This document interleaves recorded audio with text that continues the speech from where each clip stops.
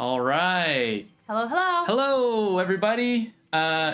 Real quick, just some housekeeping right at the top. If you could let us know if you can hear us, let me know in the chat. We've got a few different chats going on because we're streaming on Twitch, on YouTube, and also on Facebook. So let us know if you can hear us, and hope you guys are out there. It looks like we've already got some comments going on.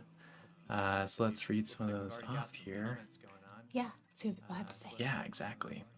Awesome, cool. So cool, awesome. We've got Xander, Art Explains. There's a slight echo. Xander, Art Explains. There's a slight echo. Let me find out what's going on there, Xander. Thanks for letting me know. Slight echo. Can you hear it? I can. Is it from the other microphone? Can you hear it? It's coming through another feed. Is it the other microphone? No. It's coming from here. No. Is it your microphone, Nick? No, it's this right here. Is it? Okay. Now that's done. Huh. The joys of doing this for the first time in forever. Now we should be all set to go. Micah spent all afternoon setting this up. I know. Poor Micah. Well, you can't start off a stream without some technical difficulties. But thanks, everybody. And Ashley's here. Hello, awesome friends. To see you. Tab, thanks so much for joining. Zeitgenos, I know I'm pronouncing that wrong. Ganum. Ganum. 99%. Kasu. Man, we got a whole bunch of people in here. Awesome. Okay. Our audio is still delayed? Or is it just that we're delayed relative to the comments? I hope it's the second. Leave a comment. Let us chat me up. Let me know if we're good to go. And make sure that there's no more delay or like echo. I know that there's a delay for us to get comments. Okay. I'm gonna say that it's good. Yeah. But let us know. If there's a big problem, we will address it. Please let us know. Yeah. But today. But here we are. We are here to celebrate our book. It came out today. And hopefully, if you ordered a copy, it has already arrived. And if you didn't order a copy, hopefully it didn't arrive, because that would be its own problem. That would be interesting. But yeah, our book came out today. Of course, if you're here and you're with us on the stream, you already know this. But Brains Explained, the work that started 2 years ago, I guess, right, has finally come to fruition. Yeah. And now it's being spread throughout the world, well, or at least the United States. Yep. So thanks for joining us to celebrate, and hello to a couple more people who are joining us. Oh yeah, we've got Jack and Coffee and Alex and Anthony Lewis in France. Whoa! What time is it in France? It must be pretty late. Yeah, seriously. Oh man. Well, thanks for joining us. Yeah, you must be like middle of the night there. Oh, Jom's here. Hey, Jom. Thanks. Awesome to have y'all here. It's so great to see all these comments. Well, we thought that we'd start off with, I don't know, like a celebration, don't you think? Yeah, we're here to celebrate. So thank you for being here to support us. No celebration is complete without, some champagne. Our favorite. So we are big sparkling wine fans. It's Veuve Clicquot without actually being Veuve Clicquot. It's not Veuve Clicquot at all. But we figured this was a fitting start to our celebration for the book release.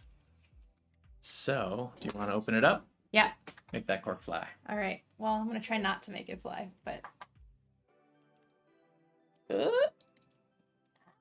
Want me to do it? No. Okay. Oh, nice. There we go. All right. Did it. Pour it on in there. All right. Well, so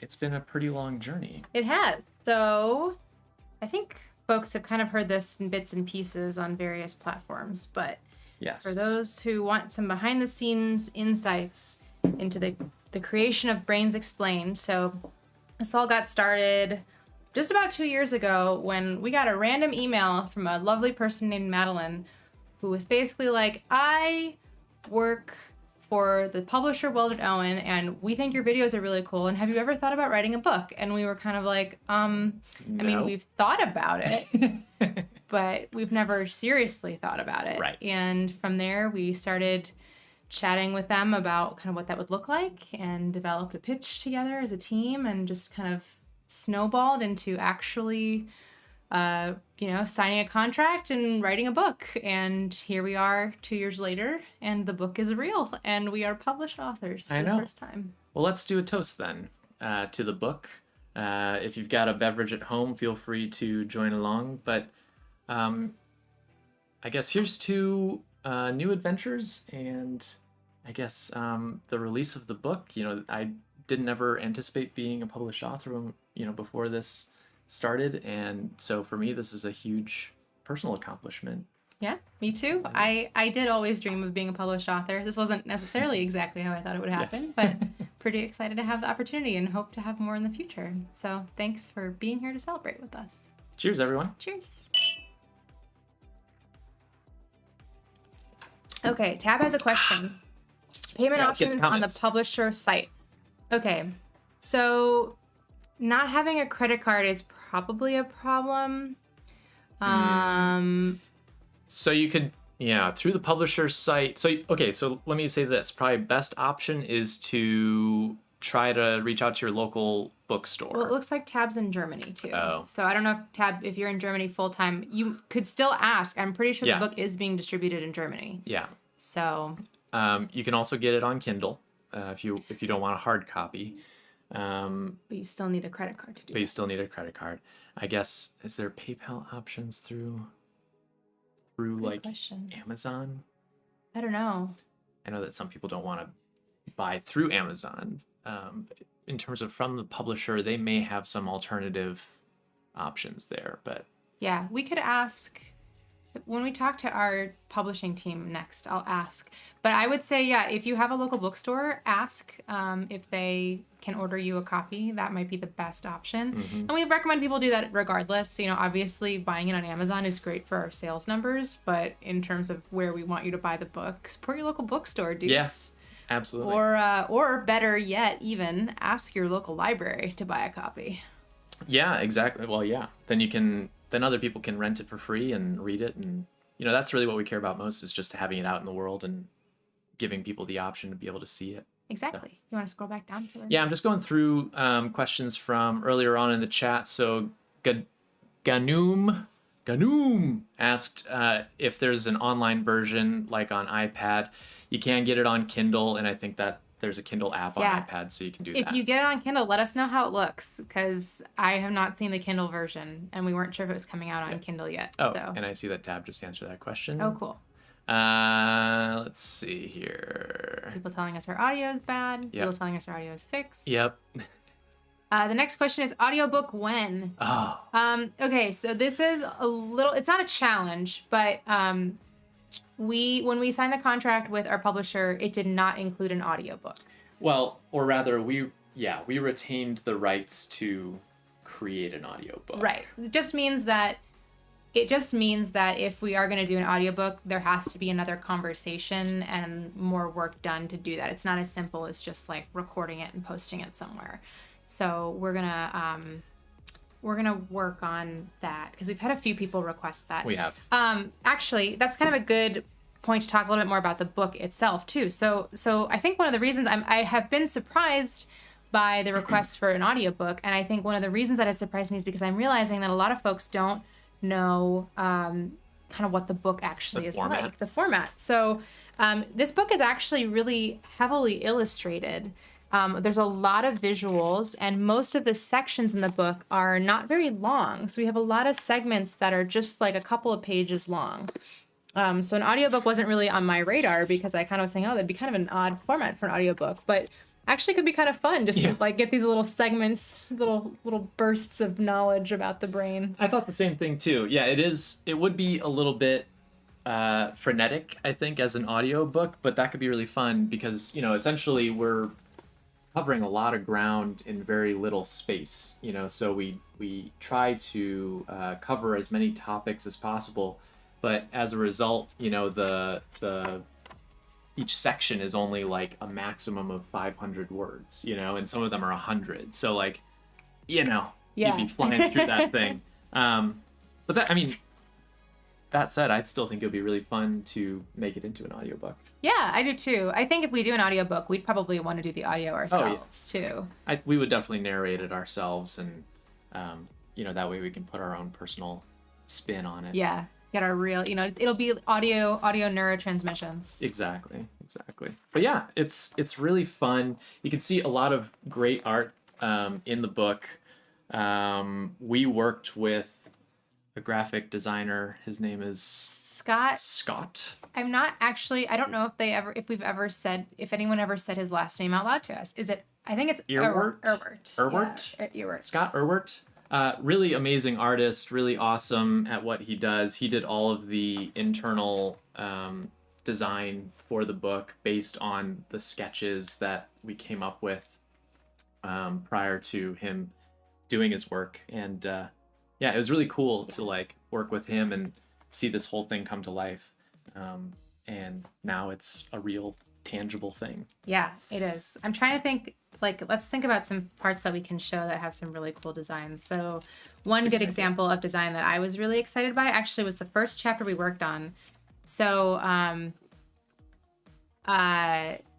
so in writing this book, one of the things that was different about writing this book that I think normally happens when writing a book, we didn't write the whole manuscript and then send it off for design. Mm-hmm. We wrote it a chapter at a time, and then they did design while we were writing the next chapters. Mm-hmm. So we were working, along with our designer the whole time.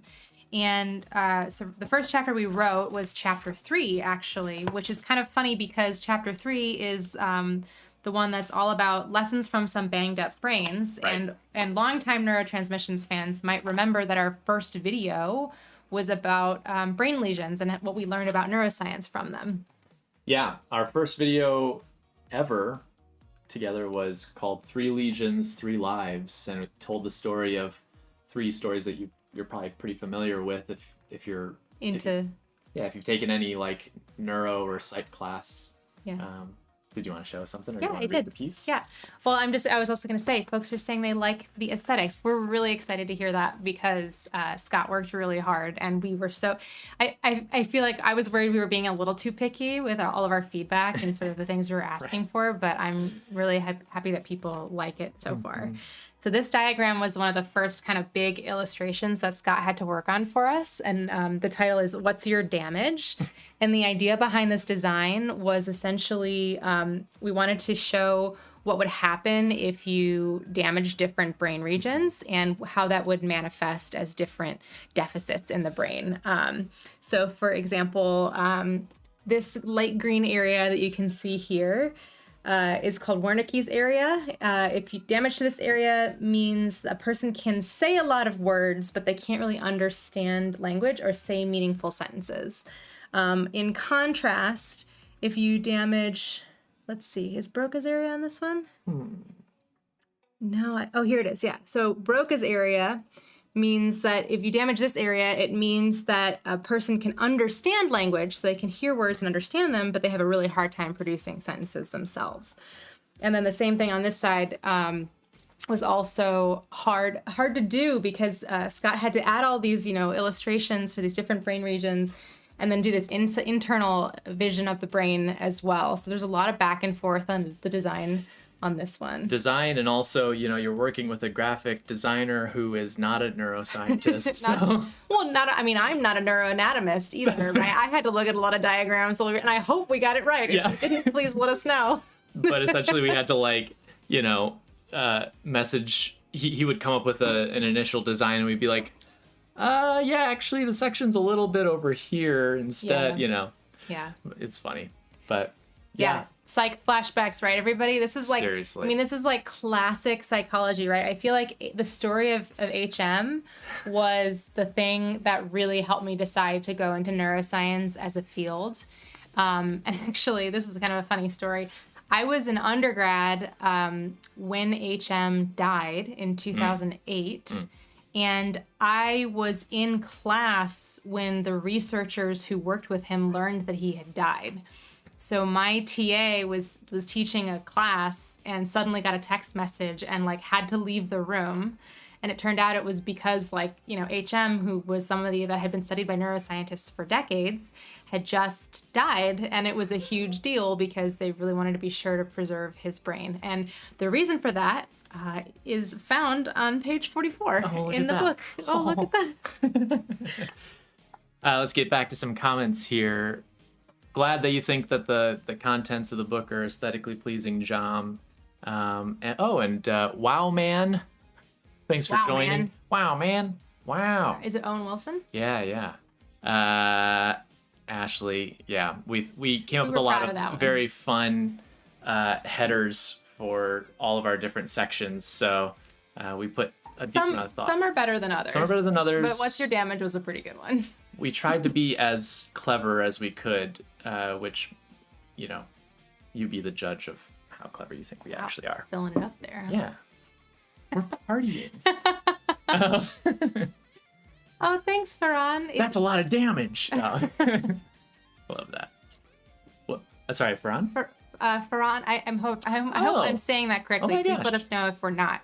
From But India. From India. That's Thanks, Farhan. awesome. Have you been able to get the book in India? I was hearing that it maybe wasn't available for pre-order there, but we did talk to our publisher and we're really hoping to make sure that people can get it there because I know we've had a lot of requests. We're really trying to get it distributed widely, and you know the publisher's been agreeable to all of that thus far. So if it's not available yet, we hope that it becomes available soon, particularly in India, frankly, because we get we have a big huge audience in India. Yeah. Which is actually, I've noticed this not just for neurotransmissions. This is true broadly for science news and medical news in a lot of different settings, that there's just a lot of interest in science and medicine news in India, which is very cool. Oh, and Rick Harold's here. Hey, Hi, Rick. I recognize your comments on our videos. And Art explains, so these brain damage case studies are definitely really hard to depict. And actually a lot of the different things that we talk about in the brain it was a fun challenge and time consuming to try to figure out sort of how do you depict these, especially because unfortunately, due to time constraints, we weren't able to hire an artist to do any direct illustration for the book. So Scott, our designer, was pretty much relying on any stock images or diagrams that he was able to purchase for the book. He did a little bit of illustrating himself, and actually there's a couple photos in here that were our photos. It's true. But mostly was relying on like publicly available stuff for purchase. So like this is an example of a page that was really hard to do to try and get. These are different touch sensing receptors in the body.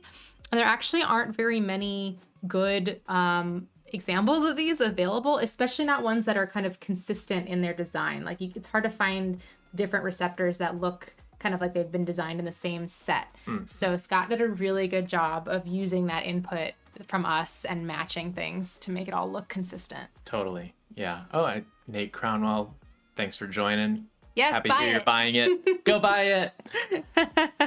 I mean, just to kind of show this off and sort of talk about how we structured everything. So, I mean, first off, the cover I think is beautiful. I don't know if you can see this very well. I'm trying to like reflect the light off of it. It's actually textured on the front, which I think is really cool. Embossed. Except for the title, which is like matte. So I don't know. I think it's really awesome. And we sort of structured into 3 sections. So, and they're somewhat divided up by color. So when we were working with Scott, he was really great in terms of, we talked about an interest in sort of having a vaporwave retro feel. So the vaporwave is very much the cover, and then the retro sort of like Atari color scheme really comes out, I think, in the different chapters. So like essentially we have 3 sections in the book. The first section that we call the hindbrain. Yes. The middle section, so that one's yellow. The middle section, and you can kind of see it on the side here. Did I skip it? No. The middle section, which is pink, that we call the midbrain. And then, of course, the final section that we Wait, call hang on. what? That one. Oh, there The you go. forebrain. The forebrain, which is blue. So if you want to skip to various sections, it's kind of roughly sort of like past, present, future, almost. And I think it makes the edge of the book look particularly pretty. Yeah. And what we mean by past, present, and future, the first section of the book, hindbrain, is really sort of a look backwards in time. So looking back at like major accomplishments and in history in neuroscience and psychology, including some discussion of the evolution of the brain and sort of the evolution of the fields. And then this middle section is really a focus on the different senses and sort of major kind of areas of interest about the brain. So things like Sleep. mental illnesses, Right. sleep, memory, love, you know, these big topics, as well as the five senses. And then, you know, we talk about proprioception too. And then the last section is really a look forward. So kind of thinking about what's at the cutting edge right now, where do we feel like neuroscience and psychology are going, and kind of what is going to take us into the future of these fields. Exactly. So, Yeah. Talking about like Neuralink and stuff like that, you know, all these futuristic things. well, Although we're not very kind to Elon Musk. Jack and Coffee just got their book. So Oh, that's exciting. Jack, let us know what you think of the texture of the cover and everything. That's so funny. We were really excited with the embossing. We talked about like getting foil or something, but I think that just the light embossing with the shiny cover really turned out well. Mm-hmm. It's great that you like just walked outside and there your copy was sitting.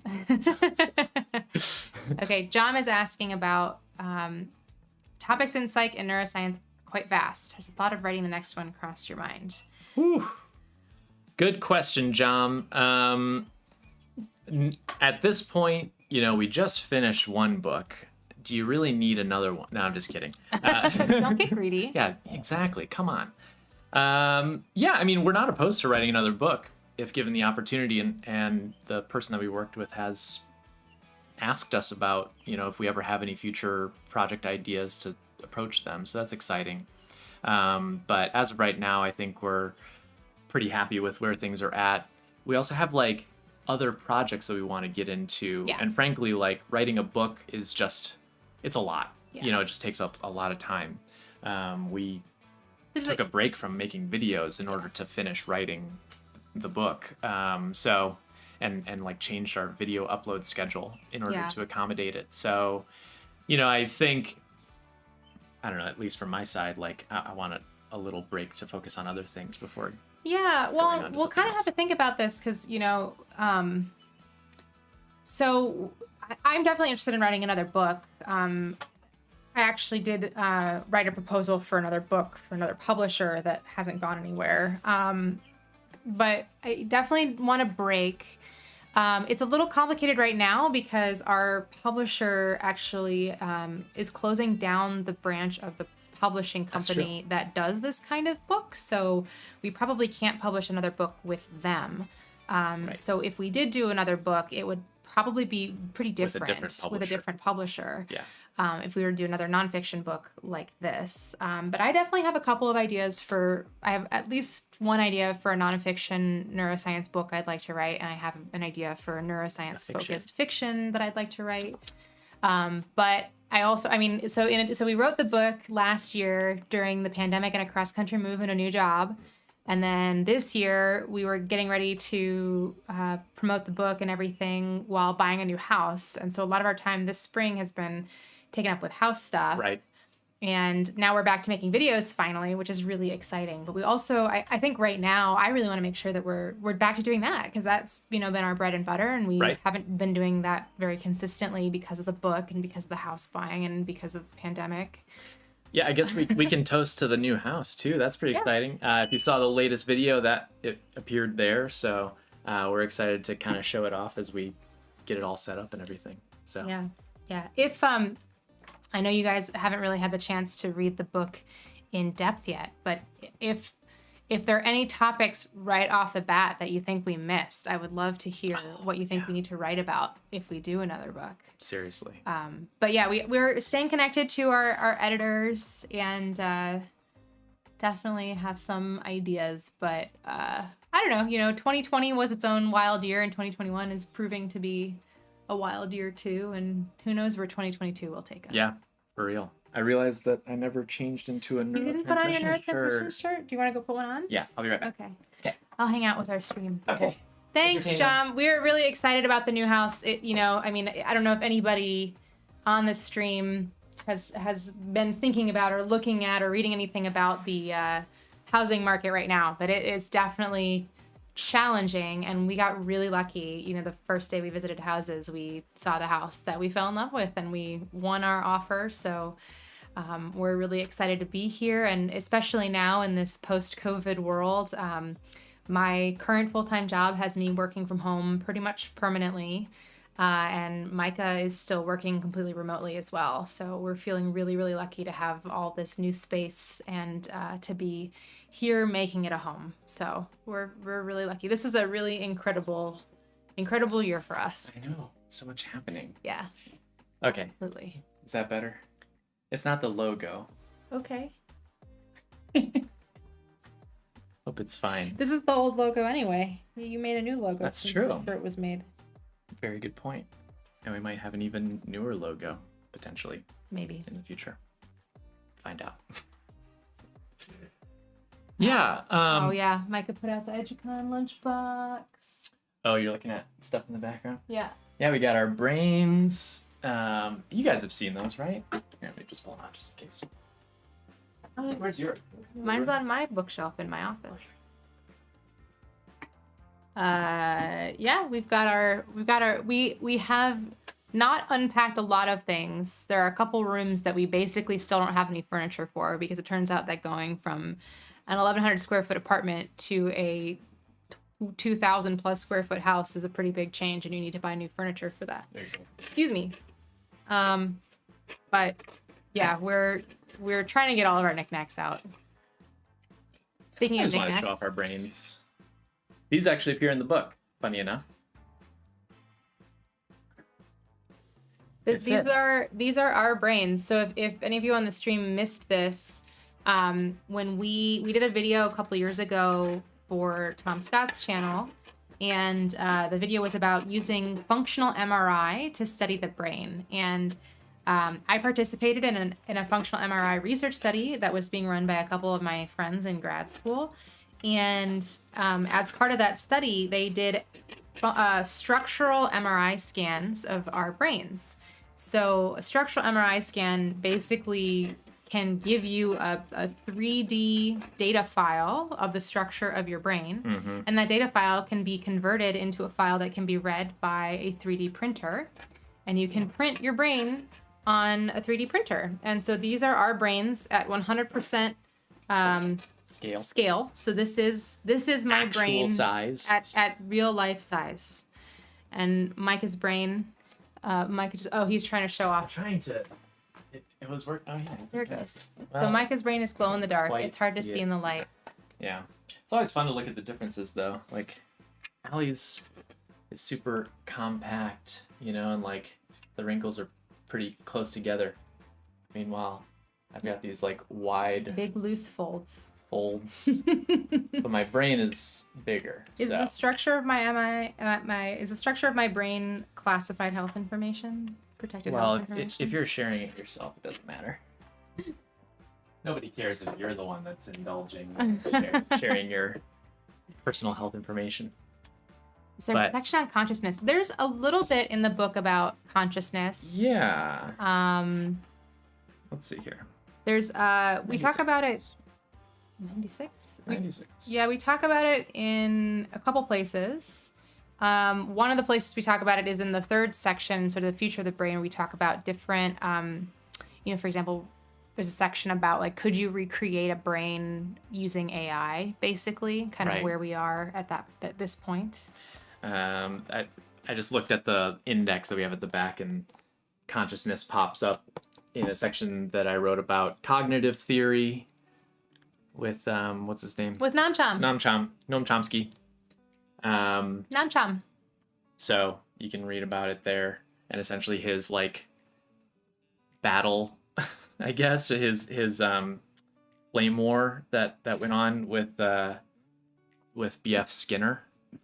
They were not good friends. Well, They didn't like each other very happens. much. Yeah, Scientists have their egos. exactly.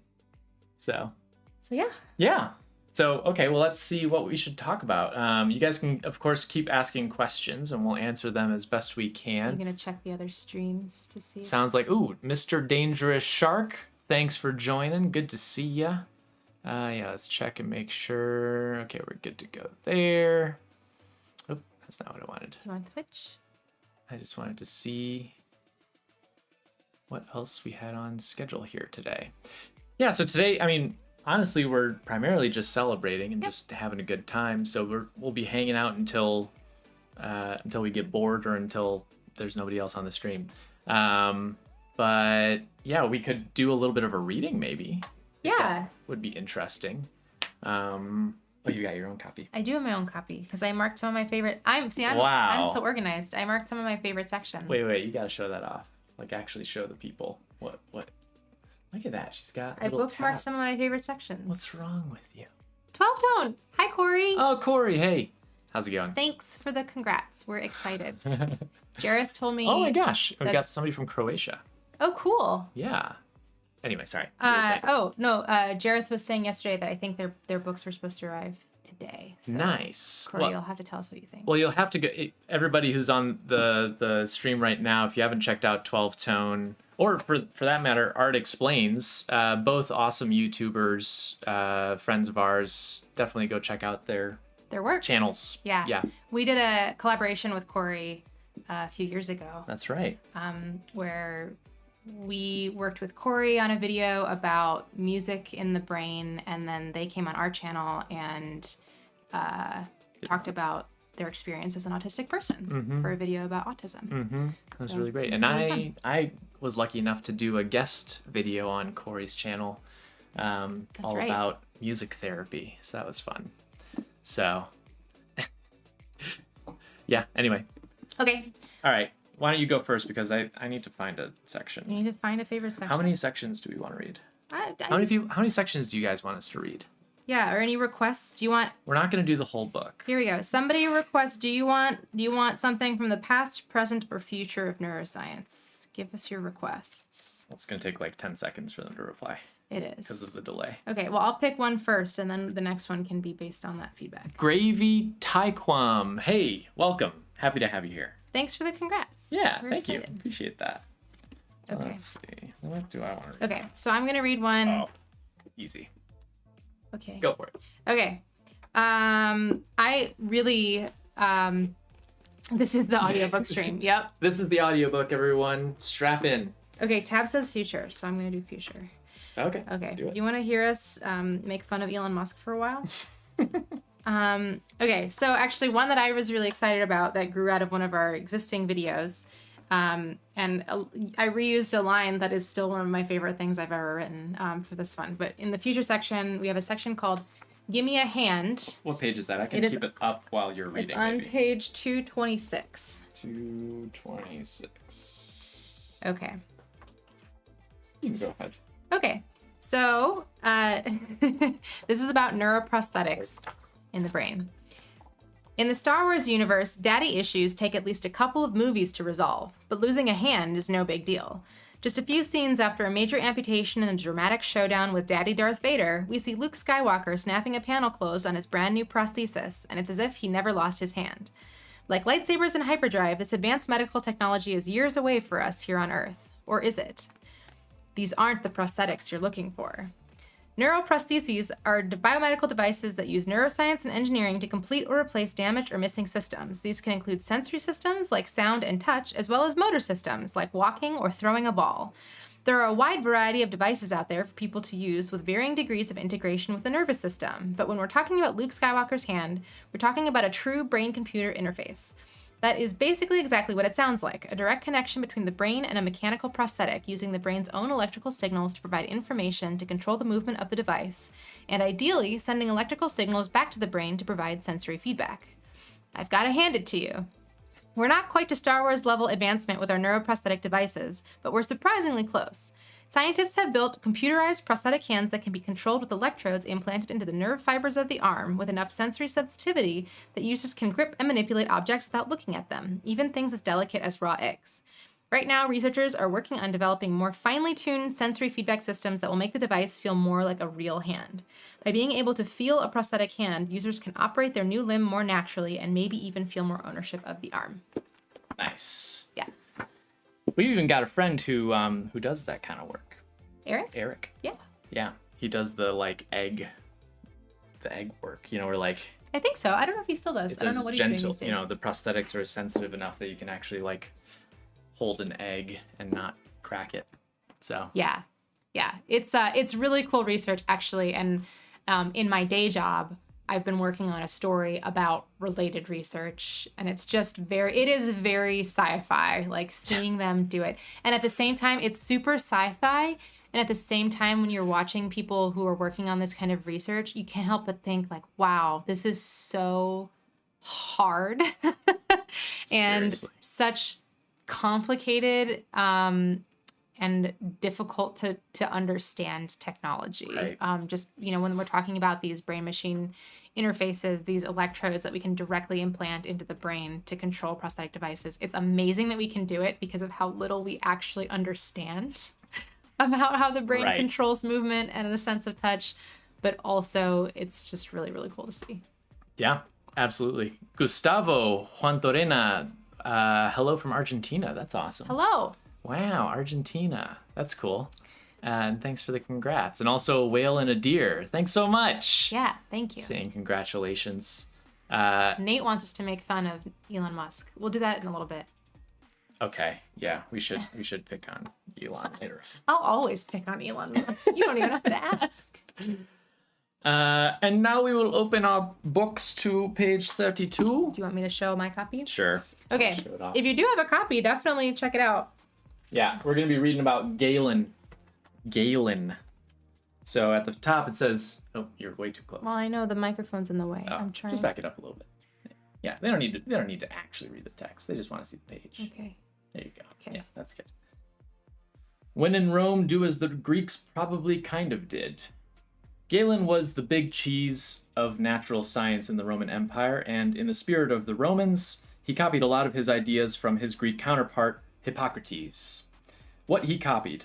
Like Hippocrates, Galen thought that rational thought dwelled within the brain, but Galen one-upped him and said there was no difference between the mental and physical, which meant psychological issues were not demons or the gods. In fact, Galen made huge advances in psychology by suggesting counseling as a way of treating people, rather than administering dubious elixirs or locking them up. He also loved the four humors, and in a not-so-great move, Galen diverged from Hippocrates and proposed that personality issues were the result of an imbalance of your bodily juices. The solution? Bloodletting, of course. Juicy. Just get out that blood. Just drain that blood, and soon enough you'll be good as new. It's amazing this practice remained so popular until the 19th century. What he invented. Some of Galen's ideas he came up with on his own. Sorry, let me read that over again. Some of Galen's ideas he came up with on his own. Like the theory that sperm comes from your brain. No, really, he thought there was a direct pathway from your head to your junk. When someone gets hot and bothered, Galen believed your brain excretes semen into the spinal cord where it mixes with the fatty residue from your other bodily juices as you warm up. This foamy substance then flows down your spinal cord and into your loins. Sure, why not? And although he believed the brain was the seat of intelligence, he believed we actually have three souls: the rational soul in our brain, the spiritual soul in our hearts, and the appetitive soul in our liver. I don't know about you, but when I'm hungry, my appetitive soul definitely possesses me. All right. I love that. I love hearing about Galen And weird, gross theories that people used to have. Yeah, that Now it comes back to your junk. I guess so. There's just that direct hookup, from the brain to, well. I mean, there nether is. regions. It's just not that direct. Right. We do have another section. I'm not going to read the whole thing, but another section that was really fun to work on was we did a whole chapter about love and lots of different kinds of love. So we talk about everything from, platonic and family love and the hormones behind that, as well as, what we understand about infatuation and romantic love.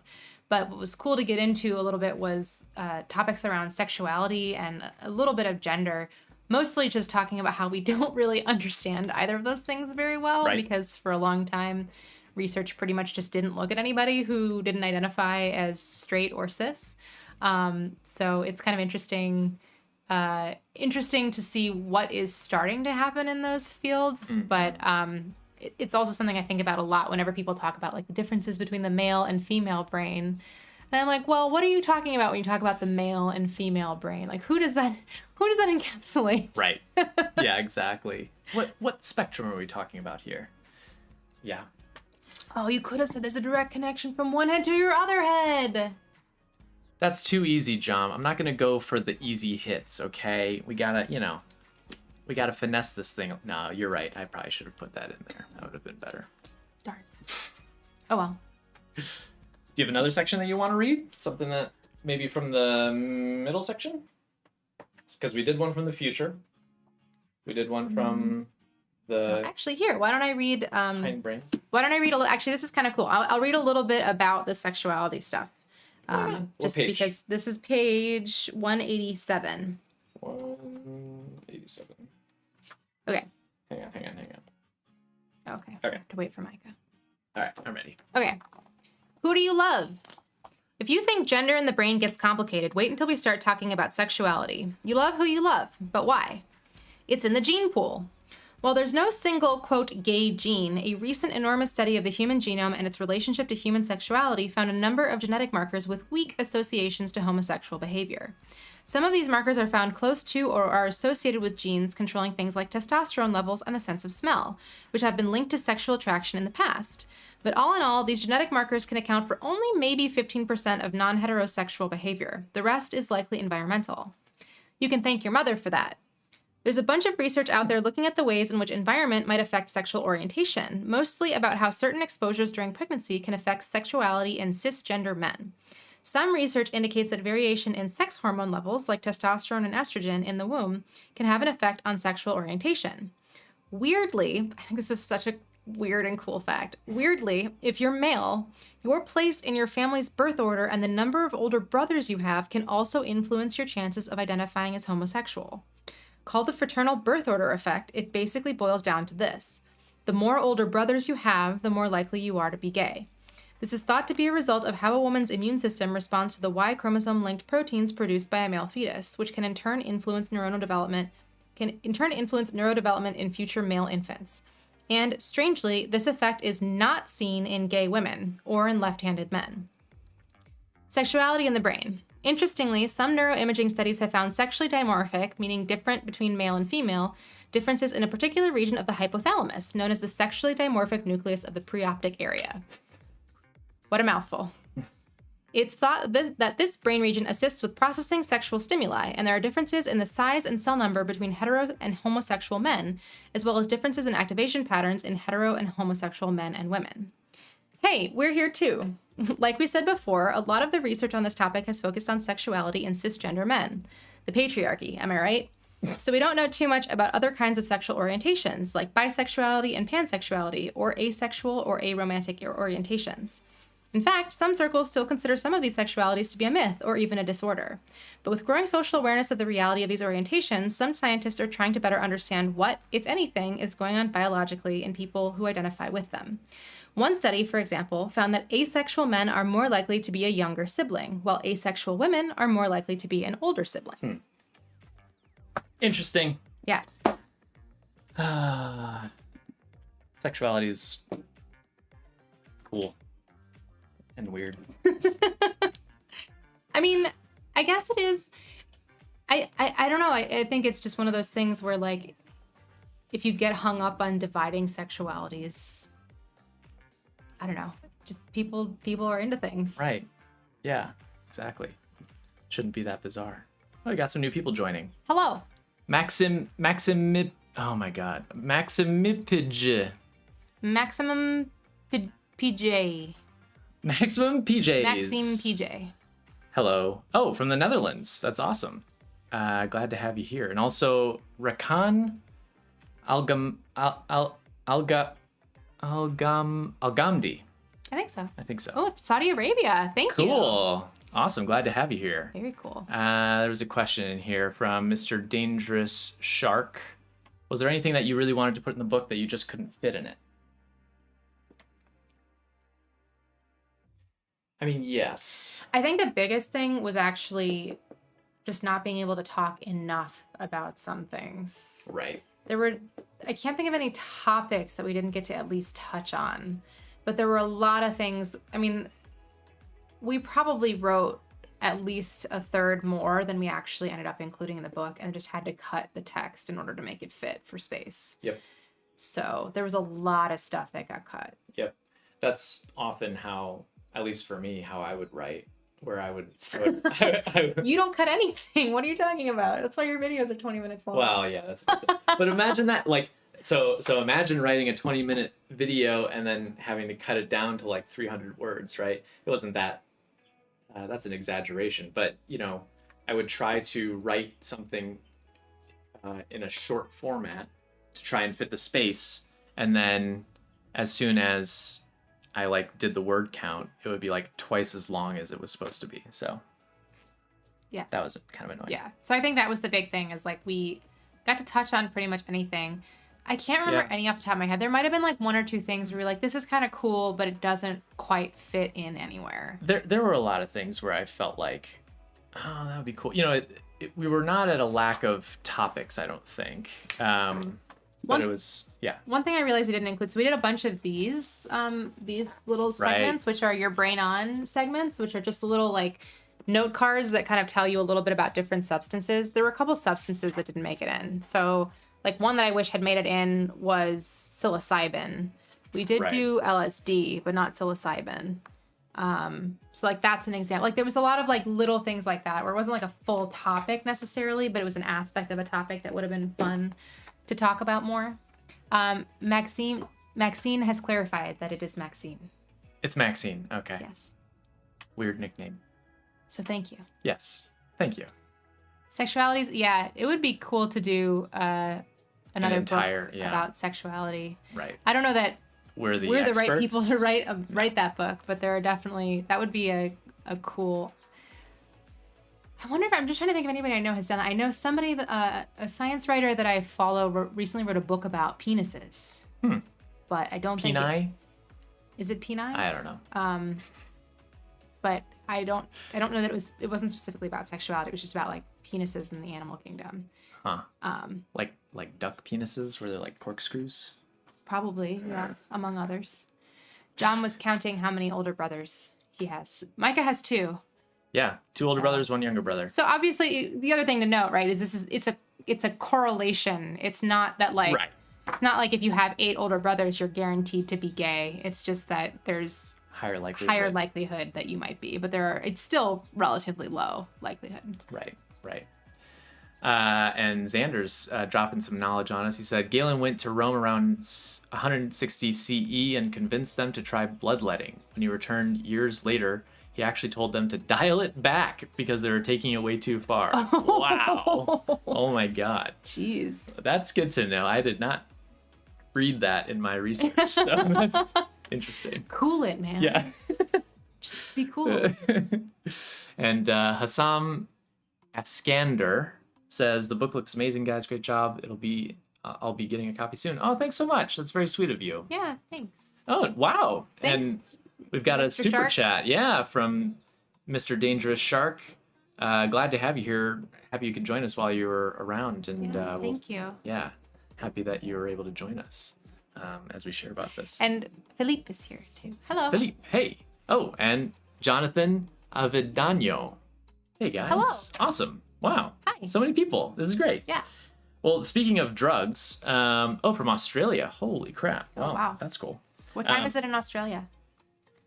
I'm going to guess 12 hours difference from us. Don't you think? I think it's more than that. Mm-hmm. Because so it's like 11 hours to Tanzania. Wow. Okay. Well, that's pretty far. Speaking of drugs, so I did a video recently about, it was the last one that we did, about Schedule 1 drugs. And if you haven't signed the petition yet, sign the petition. Just essentially all about like how it's difficult to study these drugs because they are so limited and are so like restricted in terms of their distribution and use, particularly in research. So anyway, maybe I'll drop the link in the chat at some point. But I wanted to read, it's a very short section, but it's a really cool story that I'll probably end up doing a video about in the future, all about... Real quick, buy tab, and it's 2 a.m. in Poland, and it's 10 a.m. in Australia. Oh, okay. 2 a.m. in Poland, holy crap. Well, thanks for being here. Thanks for joining us. Seriously. But I wanted to read off the section about Rat Park. Rat Park. Which is this weird experiment that was done back in the 70s. So it's short, so let me just read it off here. Back in the day, scientists studying addiction would place an animal in a Skinner box and give them unlimited access to drugs. Researchers found that animals would compulsively consume the drug, often to the point of overdosing. The takeaway from these studies was, if you consume drugs, you'll get addicted and die. But in the 1970s, psychologist Bruce Alexander studied substance dependence from a different angle. He created an enormous rat utopia and measured over 100 square feet with toys, exercise equipment, and water bottles filled with sweetened morphine. He called it Rat Park, and communities of rats were given free rein to do drugs, have sex, and explore at their leisure. Surprisingly, despite having unfettered access to the morphine, rats in this happy communal environment were far less likely to become addicted to the morphine than isolated rats. Rat Park revealed how one's environment can drastically impact their addiction. I forgot to hold up the book. Show them the picture again. Oh, I'll show you the picture again. So that's Rat Park. I like that it's a rat with sunglasses. It's like, oh, that's the cool rat. He doesn't need any, he doesn't follow the rules. He doesn't need his drugs. He doesn't need drugs. Yeah. Yeah. So I'm going to do a video about that at some point because it's too interesting of a story. Are you going to do a rat park? What if I did a cat park? Oh my god. In the garage. What are you going to give the cats as a drug? Oh, yeah, I guess that's true. I'm not going to let you do that to my kids. Good question. Catnip. No. Yeah, Rat Park is a cool example of how thinking... I feel like it's a good example of how it's really easy to find support for your biases if you are not thinking critically about them when you are when you're designing the experiment. So right. It's really easy when you go into doing an experiment to think like, well, this is the outcome I expect to happen. So you kind of set it up in a way that sort of guarantees that that's what's going to happen. And I mean, that's like, you don't want to guarantee that it's going to happen, but like you're supposed to go into science with an idea of what you think the outcome is going to be. But Rat Park is a really good example of how we make these assumptions based on our own biases about what we think about how drugs work and how people react to drugs. But then when you actually like take a step back and think, well, mice don't actually, like rats don't live like that in ever. A single they don't room. live in a box alone. Yeah, right. So like, what is that actually saying about rat behavior? Let's think about this in a larger context. It really kind of raises a larger question. And I think, I mean, obviously it's like a long step from rats to humans, but I think it does have really important implications for how we think about how humans use drugs too. Absolutely. Yeah. And environment and what role that plays and access to different activities and outlets and yeah, a whole bunch of stuff. I'll make a whole video. Just wait a little bit and eventually we'll get around to it. We got some new people here. Firkin. I'm not even going to pronounce that last name. Hello there. Welcome to the stream. Hello. And we got QWERTY saying, why aren't we verified yet? How do we get verified? I don't know. Why aren't we verified Does YouTube yet? have verification? Listen, this isn't our whole, we're not. I'm too old to internet. Oh, Knowing Better's here. Hello. Hello. You got a copy during your stream. That's awesome. Unboxing it. Wow, that's awesome. Let's see. What are you saying, Xander? Drugs and behavior. You're teaching about it right now? And the students always ask, why do we learn about animals so much? And I'm like, because of how unethical it would be to do this stuff in humans. Xander, did you That's tell fair. them about the spiders? I feel like that's like the poster that I always see and have seen of like the spiders that were given different drugs. So like a spider on LSD makes a web that's really different from a spider that's on weed versus nicotine.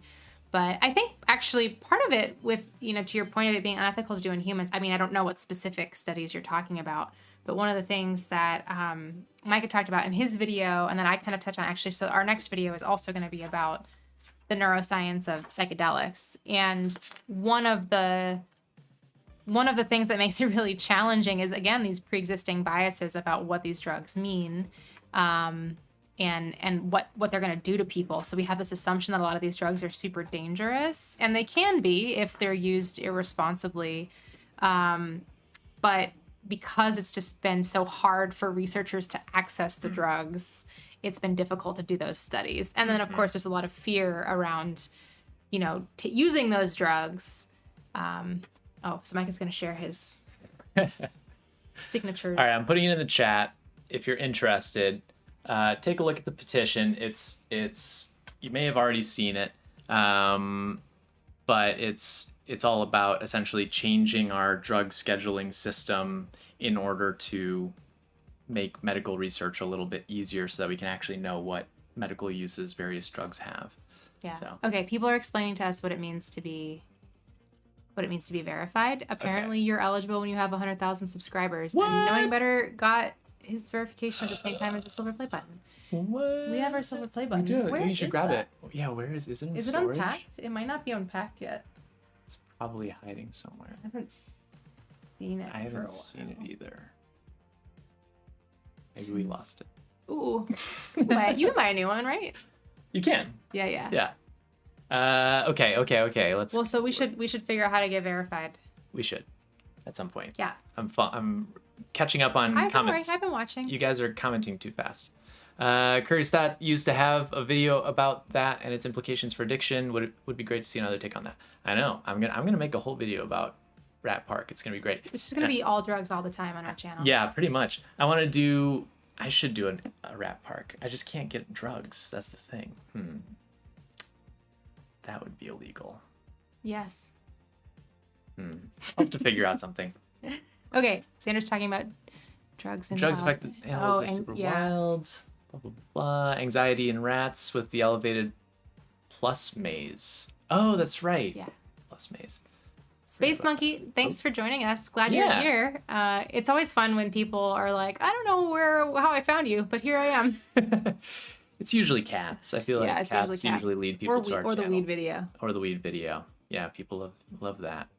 Let's see. People explaining verification. Verification. Sorry, we're just catching up on comments here. We got a new person. Oh no, Hassan was here before.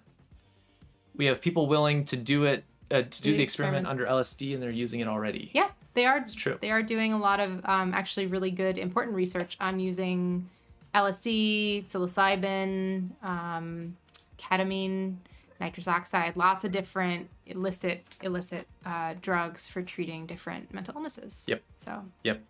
Really cool work. Yep.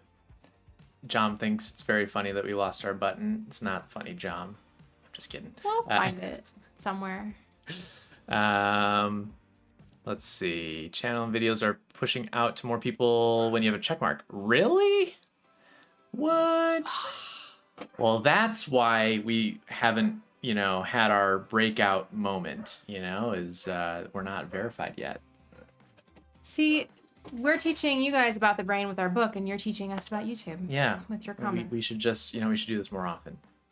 Yeah, we must have missed this. This was probably during one of our many hiatuses in the last year because of book writing and moving. Right. Moving twice Right. in a year. Right. Yeah, the last 2 years, I feel so bad. I feel like our video production for the last couple of years has been so low because in 2019 we had 2019 I defended in the summer, and then we moved, and then we started writing a book, and then there was a pandemic, and then we moved cross country, and I started a new job, and then we were continuing to write a book, and then it was still a pandemic, and then this spring we moved again, and now the book's coming out, so maybe we'll now get to now we'll get to back to video making. Yep. Finally. Yep. After 2 years. Ooh, we got another person. Portagoras says, just heard the question or so how we got here. The video where you held your Tom Scott. brains. Yeah. We were just showing those off earlier in the stream.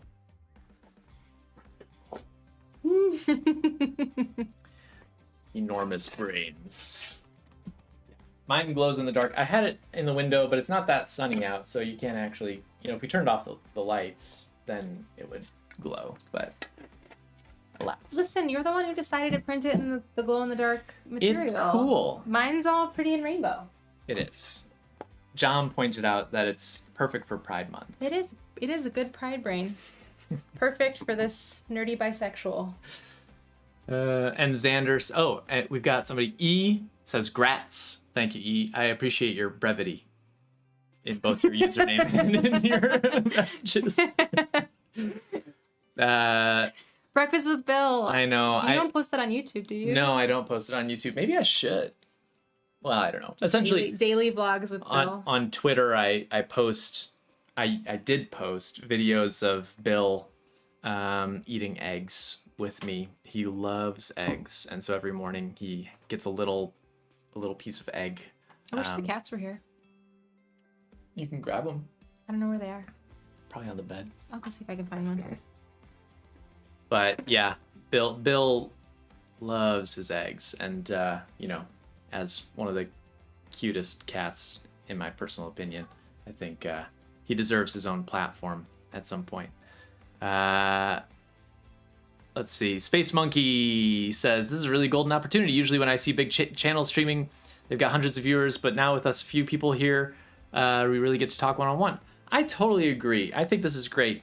It's so nice to be able to actually have like individualized time. I know that it can get overwhelming when the chat is way too fast, and then at that point you just quit, right? You're just like, well, I'm not gonna even read that. Loki. Sleepy cat. Say hello to Loki. Here, can I get closer? He's fine. Loki. There Sleepy he cat. is. Was he just chilling? He was in the cat tree.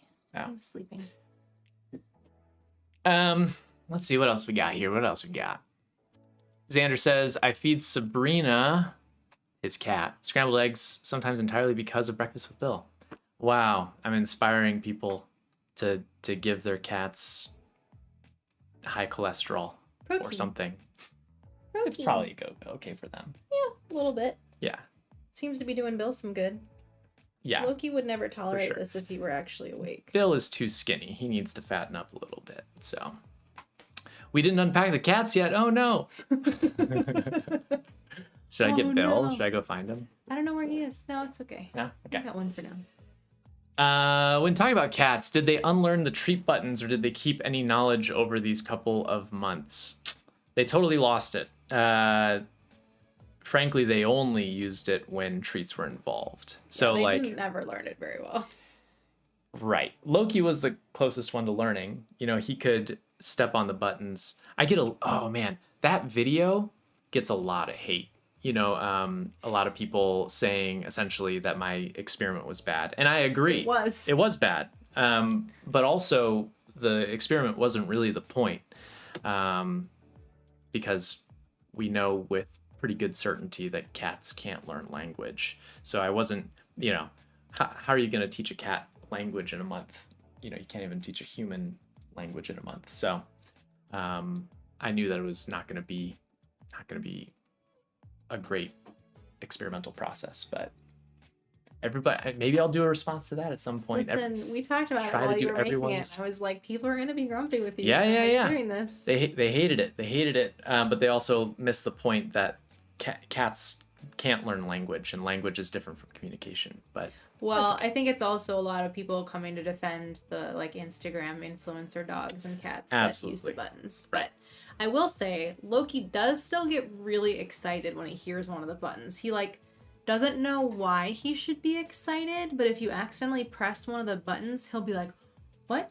What? Is there something going on that I should know about? Should I be involved in something right now? he also still responds to the catfish noise From the original from the original video from 2 years ago. Yeah. So, man, that conditioning, I'll tell you, it's strong. Make it right now. See what he does. Oink. Nah, he's too close. He's looking at you. He is. He's all bug-eyed. Anyway, that's enough about cats. Let's see. What else? Jonathan is thanking us for teaching them about their brain. Oh, absolutely. I'm glad that worked out. Wow, there's an emoji for a cat in a box. Wow. I didn't know that. That's cool. What's our favorite movie? Hot Fuzz. Ooh, that's a good one. Mine is Lord of the Rings, Fellowship of the Ring, I think. Ooh, or Into the Spider-Verse. Oh, this is good too. We just watched Inside by Bo Burnham, if you've seen that. Sorry, there we go. So that's also very good. Probably not my favorite movie. It's not a movie. It's not a. It's a comedy special. It's not a. Well, it's billed as a comedy special, but it's more than that. Jonathan is wondering what kind of pet we recommend for emotional support. I mean, I don't know. Cats are pretty great. Look at this one. As a therapist, cats are actually genuinely a good choice for an emotional support animal compared to other animals, including dogs, specifically because they don't make noise as much. Well, as much noise. They tend to be fairly neat. They tend to. I mean, again, your mileage may vary, but they tend to do less damage to apartments where typically you might need permission, I guess, to have an animal. Yeah, it's usually easier to have a cat than it is to have dogs in an apartment too. Just like to get permission to have one. So I always recommend cats as a great option. There are plenty of other small animal options. I love you. That can work too. You know, I know people who have rabbits or hamsters, that are emotional support animals. Dogs, oh my God. Do you see that? Look at all that hair. Whoops. Wow. Hi, Logie. So that's one downside to having a cat.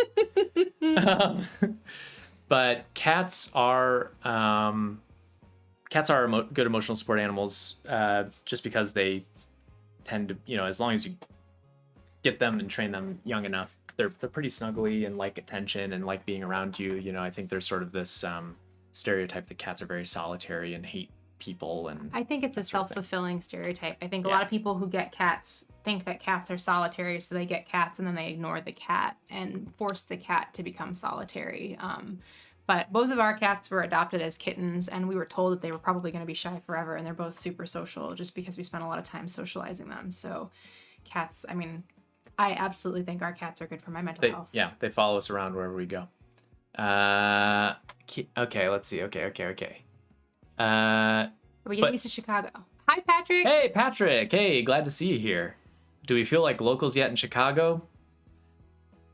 No. I kind of do. Really? Yes. I feel like a Midwesterner again. I do. Yes. Chicagoan? Not yet. Yeah. So we moved to Chicago last summer, and a big part of that was trying to be closer to our families because we're both originally from Wisconsin. So that's been a really, really great thing for us, being closer to home. Mm-hmm. It's been a little hard because we moved during the pandemic and then moved again to a new area during the pandemic. So we're just getting to know our new area now, but I definitely am starting to feel more like a local now, not to Chicago necessarily, but to our neighborhood, just because we've been making such a concerted effort to get to know it and to check out the restaurants and meeting our neighbors, because we don't want to be here for a long time. Right. Yeah. So. Cordy wants to know if the cats can still high five. Bill can. Mm-hmm. Bill can still high five. Loki never learned it. Loki never learned that. I never trained him for that. Blah, blah, blah, blah. The video was pretty interesting, but still recognize the sound is pretty cool. Inside was pretty great. Thank you, Xander. Appreciate that. You didn't do anything for Inside. You can't take No, but credit. I feel good knowing that other people appreciate it so much. Knowing better, he said he's seen it 3 times now. It's life-changing. So have we. Says it because it was I suggested it. Oh, you're so smart. I am proselytizing Bo Burnham. Oh, you missed. Oh, what did I do? Frickin' asked. Frickin' Teach human language to a fox. Can we teach human language to a fox? What do you mean by human language, I guess, is the question that I would ask. I would posit no.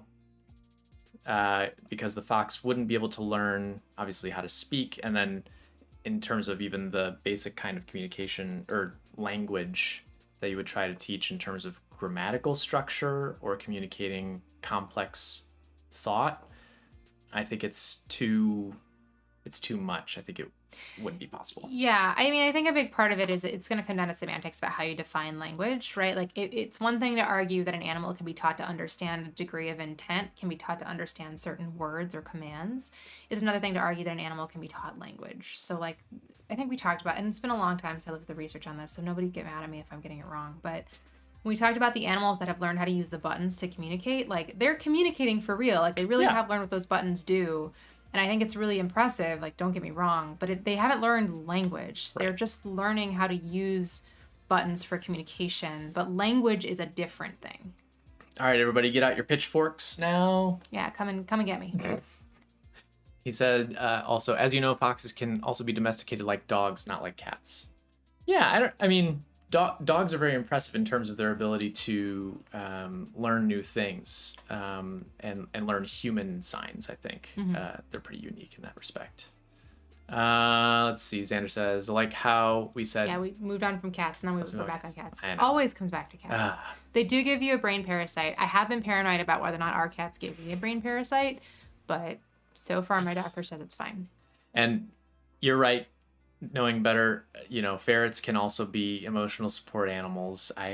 You're right, of course. Okay. It's taken in fairness. A whale and a deer wants to know if we've tried to meditate on a daily basis. I have, yes, and I do see results when I do that. Some people don't enjoy meditation. Some people find it very difficult and even anxiety-inducing. I have anxiety, live with it every day, sometimes better, sometimes worse, and sometimes also depression. And I find that meditation is really helpful just for steadying myself. So taking the time to just kind of clear my mind and be by myself for a little bit every day tends to make things feel less overwhelming on a regular basis. And also something I've been doing a lot because of personal stuff is meditations on acceptance and getting comfortable with the world and my life where it's at right now. And I find meditating on that topic is really helpful when I'm struggling with stuff in my life. And I do a lot of meditating in sessions, with the folks that I work with. So are you meditating or are you guiding them in meditation? It's a little bit of both. Okay. Yeah. And I find it very calming and relaxing and sort of centering, to sort of bring you back down to earth. So I often recommend it for anxiety for the most part, just because it tends to be something that like helps people ground themselves and feel in control again. But if you try meditation and you find that it makes your anxiety worse, do not feel like you need to keep doing it. Because there are a lot of people who get really into the idea that you need to do meditation to help with anxiety, and some people really, really don't find that it helps. Well, and also you're not going to be good at meditation when you start it either. Nobody's good at meditation. I know. Even people who are Zen masters. But there's levels, and when you start off, it's gonna feel weird and be hard to get into some sort of zone. Yeah, but I mean, as part that is the practice, right? Right. This point of it being weird, that is the practice. Not finding yourself not meditating is the practice, because it's about that moment where you realign and you try again. Yeah, change your cognitive processes. Right. Okay. We're missing comments. Jack and Coffee said, if I remember correctly, you guys met Kyle Hill, formerly of Because Science, a while back. Did y'all get to hang out any or talk much? Funny story. Yeah, so this is weird. Kyle, how to say this? Kyle Hill's aunt is my godmother. So that's kind of odd. Small world. Yeah, very small world. So we connected over that when we were both at VidCon, and then out of that, he ended up inviting Allie to Comic-Con panel. Yeah, to a Comic-Con panel to present there. And that was really fun. Yeah, it was. Alan yeah. Pan and Alan and what's his name? oh my god. I'm I can't blanking. remember. I know. And I should know him because we've hung out like multiple times. And I just am totally blanking on his name. But anyway, it was a really good panel. It was fun. It was all about like futuristic stuff and it was about sci-fi. Like science of comics. Science of Marvel? I can't remember. Spider-Man? Spider-Man. Yeah. Yeah. That was fun. Yeah. That was really cool. But yeah, Kyle, he's got a lot of hair. Yep. Hey, Xander, you're from Wisconsin too. Cool. Yeah, we meet a lot of people from Wisconsin, Yeah. actually. Like, it's kind of weird. We met a lot of people from Wisconsin in San California, Diego. yeah. That was odd. Like, some of our best friends in California, actually, funnily enough, just visited us here in Chicago because they're from Wisconsin originally. So they were flying into Chicago before driving up to see family in Wisconsin. Yep. And we got to hang out with them for a couple days, Yep. which is very fun. And Xander, you're always welcome to move, be our next door neighbors here. Chicago's great. Chicago. I'm just telling you. Yeah. So you want to stick around and get that Midwestern feel with a big city vibe. Yep. Plenty of opportunity. Cheap flights out of the airport. What else do you need? Yeah. QWERTY wants to know, why aren't there other intelligent species capable of creating civilization? We don't know. Well, hang on. First of all, if we want to get really picky about it, we could talk about how arguably there are some species that have things that resemble civilizations, particularly some insect species. Also, there are animals that build shelters, right? There are animals that build like birds that build really complex nests and things. So those things do happen. But when we're talking globally about like the extreme intelligence that we associate with humans, like the ability to create fire and agriculture and all that stuff. Although some animals have agriculture too. So there's some interesting theories about this, and one that I enjoy, don't know that I 100% buy into it, but one of the theories that I enjoy is from a researcher at UC San Diego named Ajit Varki, who essentially argues that in order to develop our extreme intelligence, our hyper consciousness, right? Because a huge part of what we talk about what it means to be human is this idea of sort of our self-awareness, that we are aware that I am me and that you are you, right, and that we are separate entities and we both have our own independent motivations and ideas. Theory of mind. Exactly. And that we can think about the future and also think about the past. And Ajit's theory on how this is possible is that humans essentially had to simultaneously evolve the ability to recognize that we are going to die and also to deny it. Because the theory is that once you recognize that you're going to die, if you're smart enough to recognize that you are mortal and you'll die, you will change your behavior and you will become very fearful and you will no longer take risks, which would reduce your overall evolutionary fitness and therefore make it less likely that you will pass on your genes that would allow that intelligence to go on in other generations. But if you develop the ability to know that you're going to die, which requires a high degree of self-awareness, and simultaneously can deny your death, which humans do constantly, all the time. Right. That combination is enough to kind of let you overcome that fear and then, continue to procreate. And that would sort of lead to the hyper-intelligence of our species. So recklessness is built into our genes. Basically, yeah. Interesting. That's part of the argument.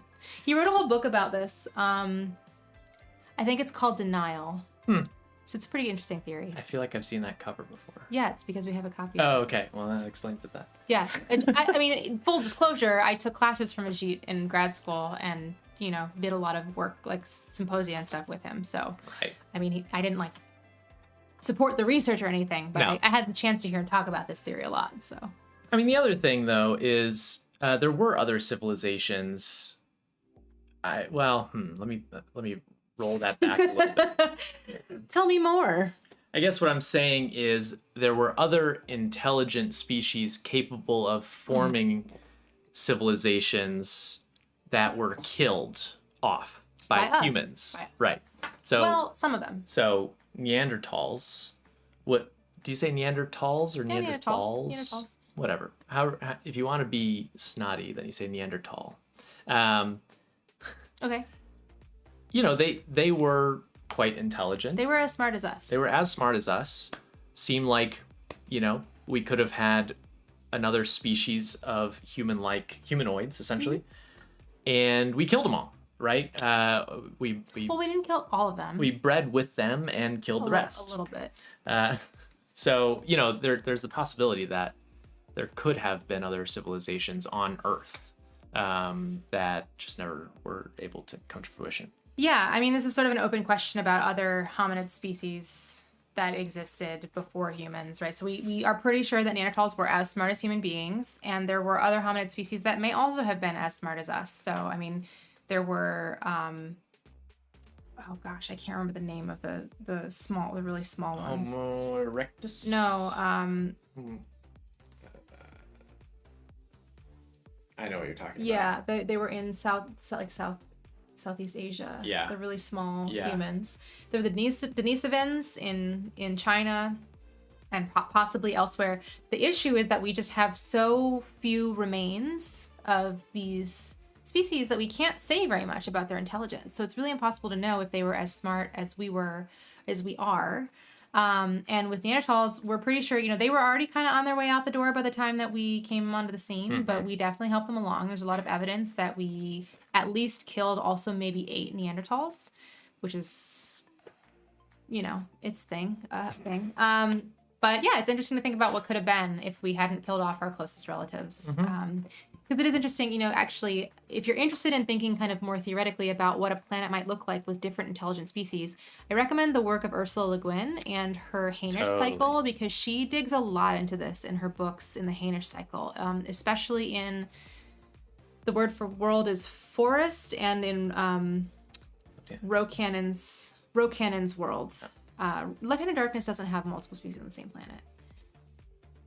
I guess that's true. Yeah, good point. Rocannon's world is a really good example of that. So she digs into kind of this idea of what if there were different intelligent humanoid species on one planet from a sort of sci-fi perspective. But yeah, so there could have been, and there almost were, but we killed them. Alas. Anyway. Let's get to comments because we've been falling behind a little bit here. Oh, we have a comment on Twitch. Congrats in releasing the book. Thanks so much, Aquadran. Thank you. Dran? Well, thank you. Either way.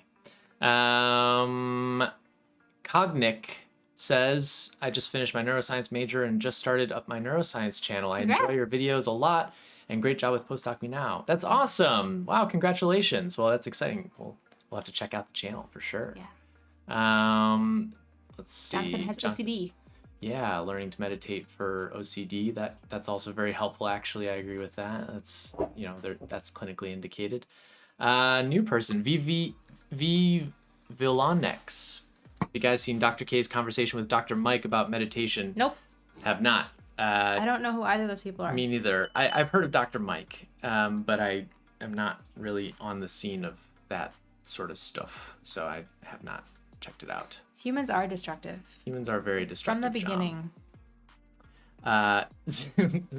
Xander says, could we teach a Neanderthal to use Instagram, for example? You could. They already do. I mean, I don't know if any of you have ever given this any thought, but anatomically modern humans have been around for about 200,000 years.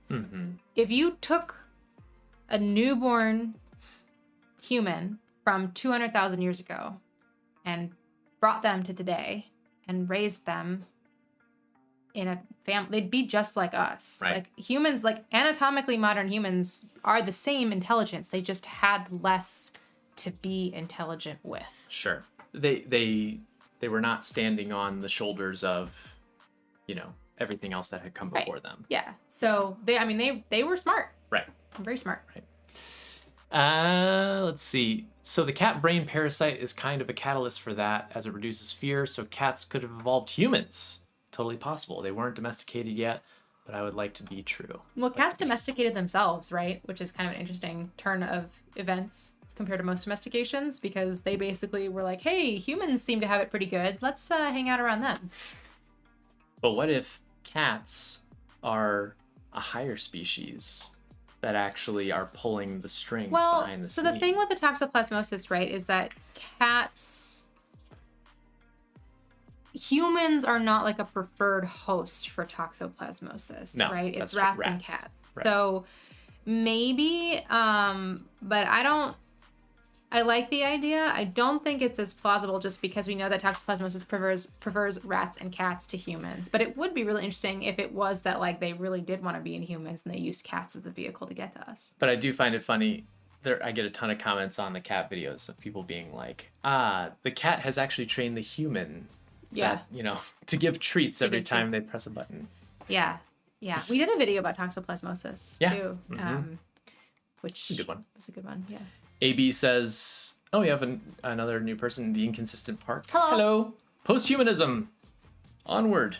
AB says Neanderthals still exist. They run the Illuminati. Oh. I didn't know that. That's good to know. Also, one Tom says He was trying to think of this species. pigmensis. It's not pygmies, but it's Homo habilis. No, Homo habilis was one of They were the. earlier. Maybe it is a P. Yeah. Anyway, we'll look it up. I'm looking it up right now. And now it's bothering me. Xander says, I think my great, etc. grandfather would be at first confused by my profession, hobbies, diet, and everything else. That's fair. Only, though, if they were raised, in that society. If you took your great grandfather, moved him to today, you wouldn't exist anymore, but he'd probably be okay. He'd probably, essentially fit in with everybody else. And John, thank you. Yes, I agree. We domesticated ourselves for the cats. We made the home for them. Is it yeah, it is. The Homo Homo flores. floresiensis. Yeah. Hobbits. Homo floriensis. Floresiensis. I should know how to pronounce. I took classes on this. Yeah. How do I not know how to pronounce this? I'll type it in the chat. They were from the island of Flores, Indonesia. They were nicknamed the Hobbit because they were so small. Hang on, can you?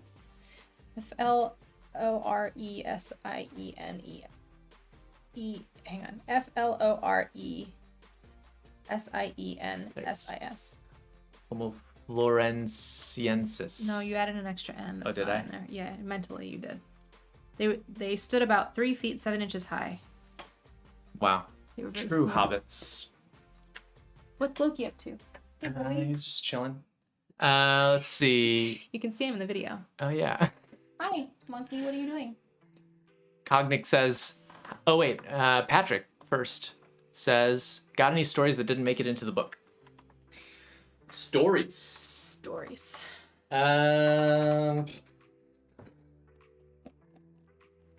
Hey, What are you doing? making trouble. Don't do that. Patrick, we were talking about this a little bit before. There was no lack of topics, but I feel like most of the stuff that we were really excited about, most of the stuff that we were pretty excited about, we were able to get in there. It was more like everything had to be condensed, because we had valuable real estate in terms of how much we could write on each topic. So that was the hard part, was boiling things down into way fewer words than we would normally talk about it. Yeah. There were a couple things that didn't make it in. Like I mentioned that we really wish we could have written like about psilocybin specifically, which we didn't really write about. But it was mostly like we wrote about a third to a half more than actually made it into the final book, and a lot of it got edited out. Yep. Oh, Xander noticed that Loki was up to something. Vilonix told us that Dr. K is a psychiatrist who's on Twitch. Oh! I'm not cool enough to stream on Twitch, except for right this moment. You were doing a little bit of streaming when we were writing the book. Yes. I'm just realizing, is the camera focusing on the microphone? I don't know. Let's try that. That might be better. Okay. Let's see. Yeah, maybe we'll do some more streaming. Maybe I'll do some more streaming. Okay. Let's see. I thought about streaming other hobbies like quilting. Yeah, Allie's been really getting into quilting recently. Yeah. So you have But to show the up problem to with streaming that is that what I would probably do is I would just turn on a camera and you could just watch me quilt. I wouldn't want to talk to you while I was doing it. Cognic asks, how do you both feel about drama in academia, like the discovery of optogenetics by Zhuohua Pan at Wayne State University in Detroit, but credit going to Carl Diceroth at Stanford University. Yeah. We mentioned that in our optogenetics video, I feel like. We did, actually. Yeah, we talked about this. One of the things that I feel pretty strongly about is trying to move away from the framing of a lot of science stuff kind of coming from like a lone genius. I feel like things like the Nobel Prize really sort of set up this idea that like a person alone in a lab is the one who makes these huge discoveries that change the course of science. And that may have been true 100 years ago, but now it really isn't. I mean, now to get a paper in a major journal, you have to have like 3 first authors and like 20 authors total just to get anything published. So to continue framing these things as being the work of a single person, I think is really problematic and damaging. I also think it really takes away from the contributions and accomplishments of a lot of people who often just don't get enough credit for their contributions. So people who are not faculty, people who may never be faculty, people who tend to be minoritized, women, people of color. So I really support moving more toward conversations more broadly about the groups that are doing work, which is, and I want to say this is really hard to do, right? Like in my day job, I do a lot of work, right, about the research of faculty and students at our institution. And it is hard to make sure that everybody is getting due credit because it's just hard to talk to everybody and include everybody in the conversation. But a lot of it's about how we frame those conversations. So, you know, like I'm not a fan of the Nobel Prize. I'm not a fan of these like big genius award type things unless they're the kind of thing that like the Nobel Prize is awarding you for work you've already done. I'm a fan of awards that award you for work you could do in the future because I think that's cool. But I really think it needs to be more about the community and the community contributions. And I really think that faculty need to stop taking credit for the work of their students. Yeah. I mean, there's always been drama in academia. There always will be unless something systemically changes and, you know. Even if something systemically changes, it's always going to exist because humans are an inherently dramatic species. That's fair. We're just dramatic. But I think that telling those stories is really important. I think that we've tried to do that more. Yeah. In when we do videos and stuff is like highlighting the work of, for example, like graduate students, but also people who don't get as recognized for their work because they're the people that they're contributing as much, if not more, to the field as these PIs that, you know, make. They bring in millions of dollars for their institution or whatever. So yeah, but it's hard. There's a lot of politics on a lot of levels and a lot of different priorities that compete for attention. So it's no one person's fault, I think. But yeah, I mean the drama is going to happen no matter what. Drama exists in every circle, right? Like there's drama in my family, there's drama in my friend group, there's drama in my workplace. Like it's just a reality. But I do think that we can do a better job in academia if we want to. Right. Hello, one else. One else says, "Hey guys, what are you up to? Just joined in here." Well, we're having a celebratory. We're having a party. Book release party. We haven't talked about it in a little bit. So we released our book today, Brains Explained. It's being widely distributed. People are getting their copies. Available now wherever books are sold. Available everywhere. Just go outside and it's probably laying out on the floor on the grass. But yeah, we're I guess just having a stream to celebrate its release because it's been this big project that we finally got done. Yeah. So let's see what else. One Tom is asking if we'll put the book on Audible. So we talked about this a little bit earlier. Yeah. So I didn't expect this much interest in an audiobook, mostly because the format of the book is not super audiobook friendly, but it's a little complicated right now because the way that our contract is written, we retain the rights to the audiobook. So in order to produce an audiobook, it would take a little bit of coordinating on our part. We would either need to write a new contract or figure out a way to record it ourselves. We'll have to record the audiobook ourselves, which is what we kind of planned on doing anyway if we end up making one. We just don't have immediate plans for it. We just don't have any immediate plans, but whenever we do, you will find out. I mean, I'm a big audiobook person. Most of the reading that I end up doing is through hearing it. So I would like to make an audiobook out of it at some point, but we'll see. Let's see. Jonathan says he would really like to study food science, and he's interested in how the food that we eat affects our neuroplasticity. Oof. Well, that sounds complicated, because in order for the food that we eat to affect our brain, it goes through so many different mechanisms. There's a lot of I don't know. There's a disconnect, I guess. It goes through a lot of processes before it ends up in our brain. But obviously, the food that we eat does affect our brain. So I'd be curious to see what you could come up with. Obviously, the gut biome is pretty important. You could actually read that section if you want. Maybe in a bit. We have a whole section in the book about the microbiome in the brain. microbiome. So that'd be cool. Will and Adir talked about their experience with meditation. I'm glad that it's helping. It definitely seems like it's variable, but I think it's good for my brain. Yeah, so absolutely. Do you guys have any plan do you play any instruments? And also pizza, with or without pineapple? No pineapple.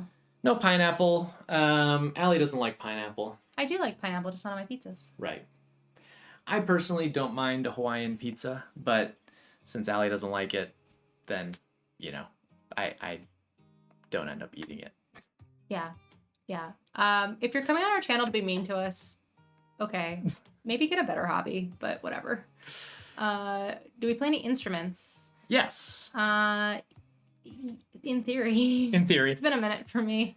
Me too, frankly. It's we've been so busy with other stuff, but I play piano. Like playing. We just got our piano into the house. We did, yeah. We just moved the piano in finally. So that's exciting. I really like recording a lot.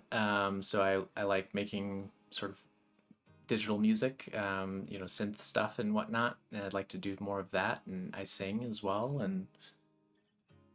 And you play. Yeah, Micah has a theremin. I have a theremin. I got to break that out. Yeah. We can break it out right now. No, probably not. I played bassoon for a long time, and I also played bagpipe for a few years. Mm-hmm. I have not played either of those for a while, so I would like to do that again. And then I also sang in college. Mike and I both sang a cappella in undergrad. Yep.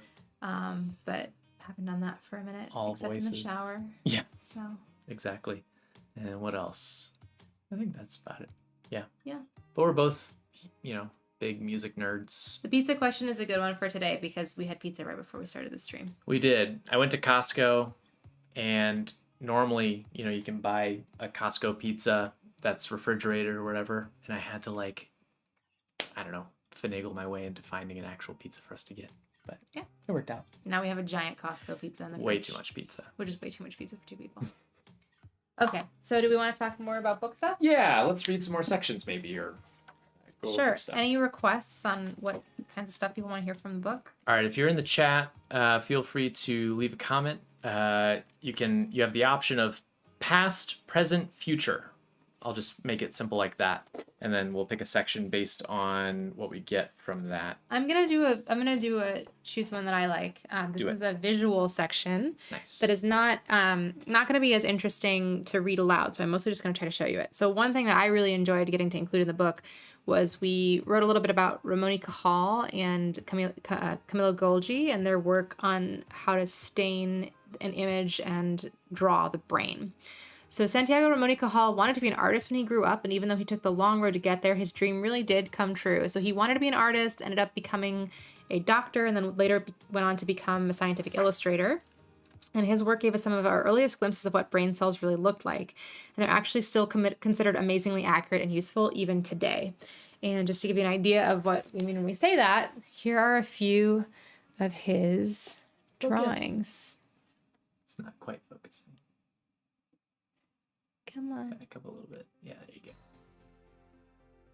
So there's a couple of different cells. So these are he was doing this in the early 1900s and was just looking at a slide and drawing what he could see. And this is what he was able to give us with that. So those are his actual drawings. These are not recreations. So pretty intricate stuff for, not having all the tools that we have today. Yeah. That's cool. Very cool. Yeah. Let's see. All right. I'm going to do one from the present section. We did a whole section all about sleep. So I thought this would be interesting. We're going to talk about this dude right here. He looks very serious. Yeah. Do you want me to show the page? Sure. What page is it? 175. Open your books to 175. All right. In 1898, a man named Frederick von Eden wrote down his latest dream. He'd recorded hundreds, but this one was different. In it, he became conscious enough to realize that he was dreaming and could act voluntarily within the dream. He called it a lucid dream. Lucid dreaming occurs most often when we are between REM sleep and being awake. It's believed that certain brain areas, like the dorsolateral prefrontal cortex, which is responsible for working memory, and the parietal lobe, which is responsible for a lot of our sensory information, may become active, giving you conscious control while asleep. If you can harness it, lucid dreaming can improve problem-solving skills, improve self-confidence, and even help combat nightmares. If you'd like to lucid dream yourself, spend some time thinking about what you want to dream about before falling asleep, and pay attention to the minutiae of life so you can better spot breaks from reality in the dream state. Once you're in it, the possibilities are endless. You could fly to space, conjure a 100-scoop ice cream cone, or fold the world in half like in Inception. Nice. Very cool. Yeah. Lucid dreaming is neat. I remember learning about lucid dreaming for the first time from a TV show. I think My Name is Ed. Do you remember that TV show? I never watched it. And he did it by eating strange combinations of food. So he would dip a pickle in peanut butter and eat that before going to bed. And supposedly that was supposed to give you the ability to lucid dream. So, have you ever lucid dreamed? I've been close. I think when I was younger, I was more capable of lucid dreaming because I got really into it during that stage. But it was very short-lived often. Mm. Like I would lucid dream, I would have a few moments, and then I'd wake up. Mm. And now I can't do it. Can't do it. Have you tried? I haven't really tried, no. I've had a couple of lucid dreams where I realized I was dreaming and would do things like, usually not truly flying, but would like jump enormous distances, like bouncing really high, which was very cool. Like Superman. Yeah, basically. Jumping over skyscrapers. John wants to know what's one of the weirdest theories or experiments in the field of psych and neuroscience that makes sense but is super weird and is in the book. Weird. Let's think. Yeah, what do you mean by weird? That's in the book. I've got this one messed isn't up. I've got like unethical. This one isn't in the book, but a theory that I really enjoy is the stoned ape theory. And the reason it's not in the book is because it's a very bad theory, but I just think it's really entertaining. Essentially, the theory is that humans evolved because we did drugs. And the argument is that eating things like magic mushrooms or psychedelic plants opened our consciousness and made us truly conscious and like aware of ourselves, and led to us being able to do things like conceive of language, which allowed us to evolve into the intelligent beings that we are today. Mm-hmm. And I just think that's really entertaining. Mm-hmm. But it's a bad theory because there's no evidence for it. And people who are into psychedelics just really want to think that psychedelics are the answer to everything. That's good work. That'd be kind of fun. Some funny ones? Sure. Yeah. Go ahead. Pick your favorite. Well, I'll just, yeah. So we've got a whole page or a whole spread in the book called Studies in Absurdity. And John, I feel like this would be your jam because it's all... Jam. It's all different studies that are a bit peculiar. So let's just, I don't know, we'll start from the top, I guess. So you're in good company. Ever get performance anxiety? How about in the restroom? Researchers studied whether having someone at the urinal next to you increases the amount of time it takes to start peeing. Turns out the answer is yes. Having a next-door neighbor increases stress, which inhibits relaxation of the urethral sphincter. Even stranger, In order to study this, apparently there was someone stationed in the stall nearby with a periscope to, see the pee. Wow, so not only an invasion of space, but an invasion of privacy. So that's one. Let's see.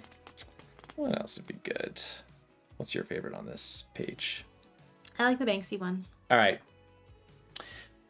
So this one, the header is, I think it's a Banksy. It turns out that pigeons are extremely good at pattern recognition. How good? Psychologists successfully trained pigeons to discriminate between paintings by Picasso or Monet, even if they'd never seen them before. This study would make B.F. Skinner so proud. That is true. B.F. Skinner loved pigeons. He did. He was like, what a in weird love with dude. Pigeons. Yeah. He thought pigeons were like one of the most intelligent species. B.F. Skinner. Okay, here's actually I don't think this even made it into the book, or if it did, it was briefly mentioned. Right there, that's the Skinner page. Yeah. Okay, yeah, it's briefly mentioned, but I'll elaborate a little bit. B.F. Skinner was doing his research during World War II, and during the war effort, he was given permission to start some defense research where he trained pigeons to peck at a location on a map. And by doing this, these pigeons were essentially trained to guide missiles. So you would drop a missile out of a plane, right? And the pigeon would tap in the correct direction, because they would recognize a pattern and tap in that direction, which would guide the missile in the correct direction to fall where they wanted it to fall. Was the pigeon in the missile? The pigeon was in the missile. And it worked. Weirdly, this was quite effective, but it never got off the ground because nobody took him seriously. And also, by the time he showed that it was effective, World War II was kind of near the tail end. Thank goodness. So, very odd. But yeah, he loved pigeons. So James Moran is joining us and says congrats, and Thanks. also wants to know something from the future that I'm excited about. So, I mean, I am excited to dunk on Elon Musk, but I won't do that section right now. So this is actually the last page of the book, but this one was kind of a cool one to do. So I thought this would be a good one to read. Mm-hmm. And I just think this one is really interesting because I think questions around sort of consciousness and spirituality are really interesting in the context of neuroscience and the brain. So this is stuff you thought you knew, belief in a higher power. It might seem easy to write off concepts like hypnosis, seances, and past life regression as made-up nonsense peddled by snake oil salespeople to trick folks out of their hard-earned money. But do these phenomena have any basis in reality? You're getting sleepy. The whole bark like a dog, quack like a duck mind control aspect of hypnosis is a little suspect. But hypnosis does seem to have something of a scientific basis. As we've already discussed, different techniques like drug use and meditation can induce unusual brain activity that leads to altered states of consciousness. Similarly, hypnosis is a focused, trance-like state, and it's actually used in some psychological practices. By guiding a patient to focus on a particular object, like, say, a swaying pocket watch, a hypnotist can induce a state of focused relaxation where people become highly suggestible. While under hypnosis, people tend to have increased theta waves, just like those seen in meditation, which are linked to attention and visualization. Other phenomena, like the placebo effect, may be playing a role in why hypnotized people are so suggestible. Basically, they're expecting to behave in a certain way while they're hypnotized, so they do. But believe it or not, hypnosis has shown some effectiveness in helping people stop smoking or manage pain. Are you there, God? Isn't it kind of odd that as a species, we've repeatedly independently arrived at the belief that there are higher powers in the universe or that there's life after death? Well, yet again, our brains might be at least somewhat responsible. Outside of near-death experiences, see Chapter 18, there are other clues about the role our brain might play in some religious experiences. Many of the original indigenous cultures that used psychedelic substances, like ayahuasca and psilocybin, used them as key components of their religious ceremonies as a way to commune with the gods. And even casual users today sometimes report profound spiritual experiences. Without the use of substances, individuals with schizophrenia sometimes report religious elements to their hallucinations. There's even a device called the God Helmet that stimulates the user's temporal lobes and apparently can induce a sensed presence, which might take the form of God or the Virgin Mary, or among some agnostics, aliens from outer space. We're not necessarily saying that our brains invented religion to explain weird psychiatric phenomena, but if our entire unique self exists inside our own mind, isn't it possible that our perception of a higher power does too? Good question. We got a comment on Twitch, XDX, and eGamer. Hello. Thanks for joining. Hello. Let's see what else we got here. Let's see. Poor pigeons. Yeah, I agree. Blow 'em up. Sorry, John. Well, they didn't. Well, I don't know if they actually ever got blown up, though. Well, if they were in the missile. But, yeah, I guess that's true. I guess they would have had to do some real-life tests. Well, anyway. Seems like a short-term solution, because then you have to train new pigeons all over again. Every time, yeah. So that's a lot of pigeons. That is a new kind of homing pigeon. Chris Davis. Hello. Do you have problems communicating with colleagues while you are trying to do the same thing? I mean, I think everybody has that, right? Doesn't everybody run into challenges communicating with their colleagues? I think this is like a universal problem. I think humans are just complicated and hard to deal with sometimes. Fair enough. Let's see. John says... James and John both want us to spill the Musk tea. Oh, all right. We're getting to Elon Musk territory. So I realized that we mentioned Elon Musk twice in the book, and both times it was mostly to make fun of him. Which is fine, because Elon Musk is a bad person. 235. Yeah. Okay, page 235. Hang on. Let me Neural link up. 1 second. Neuralink.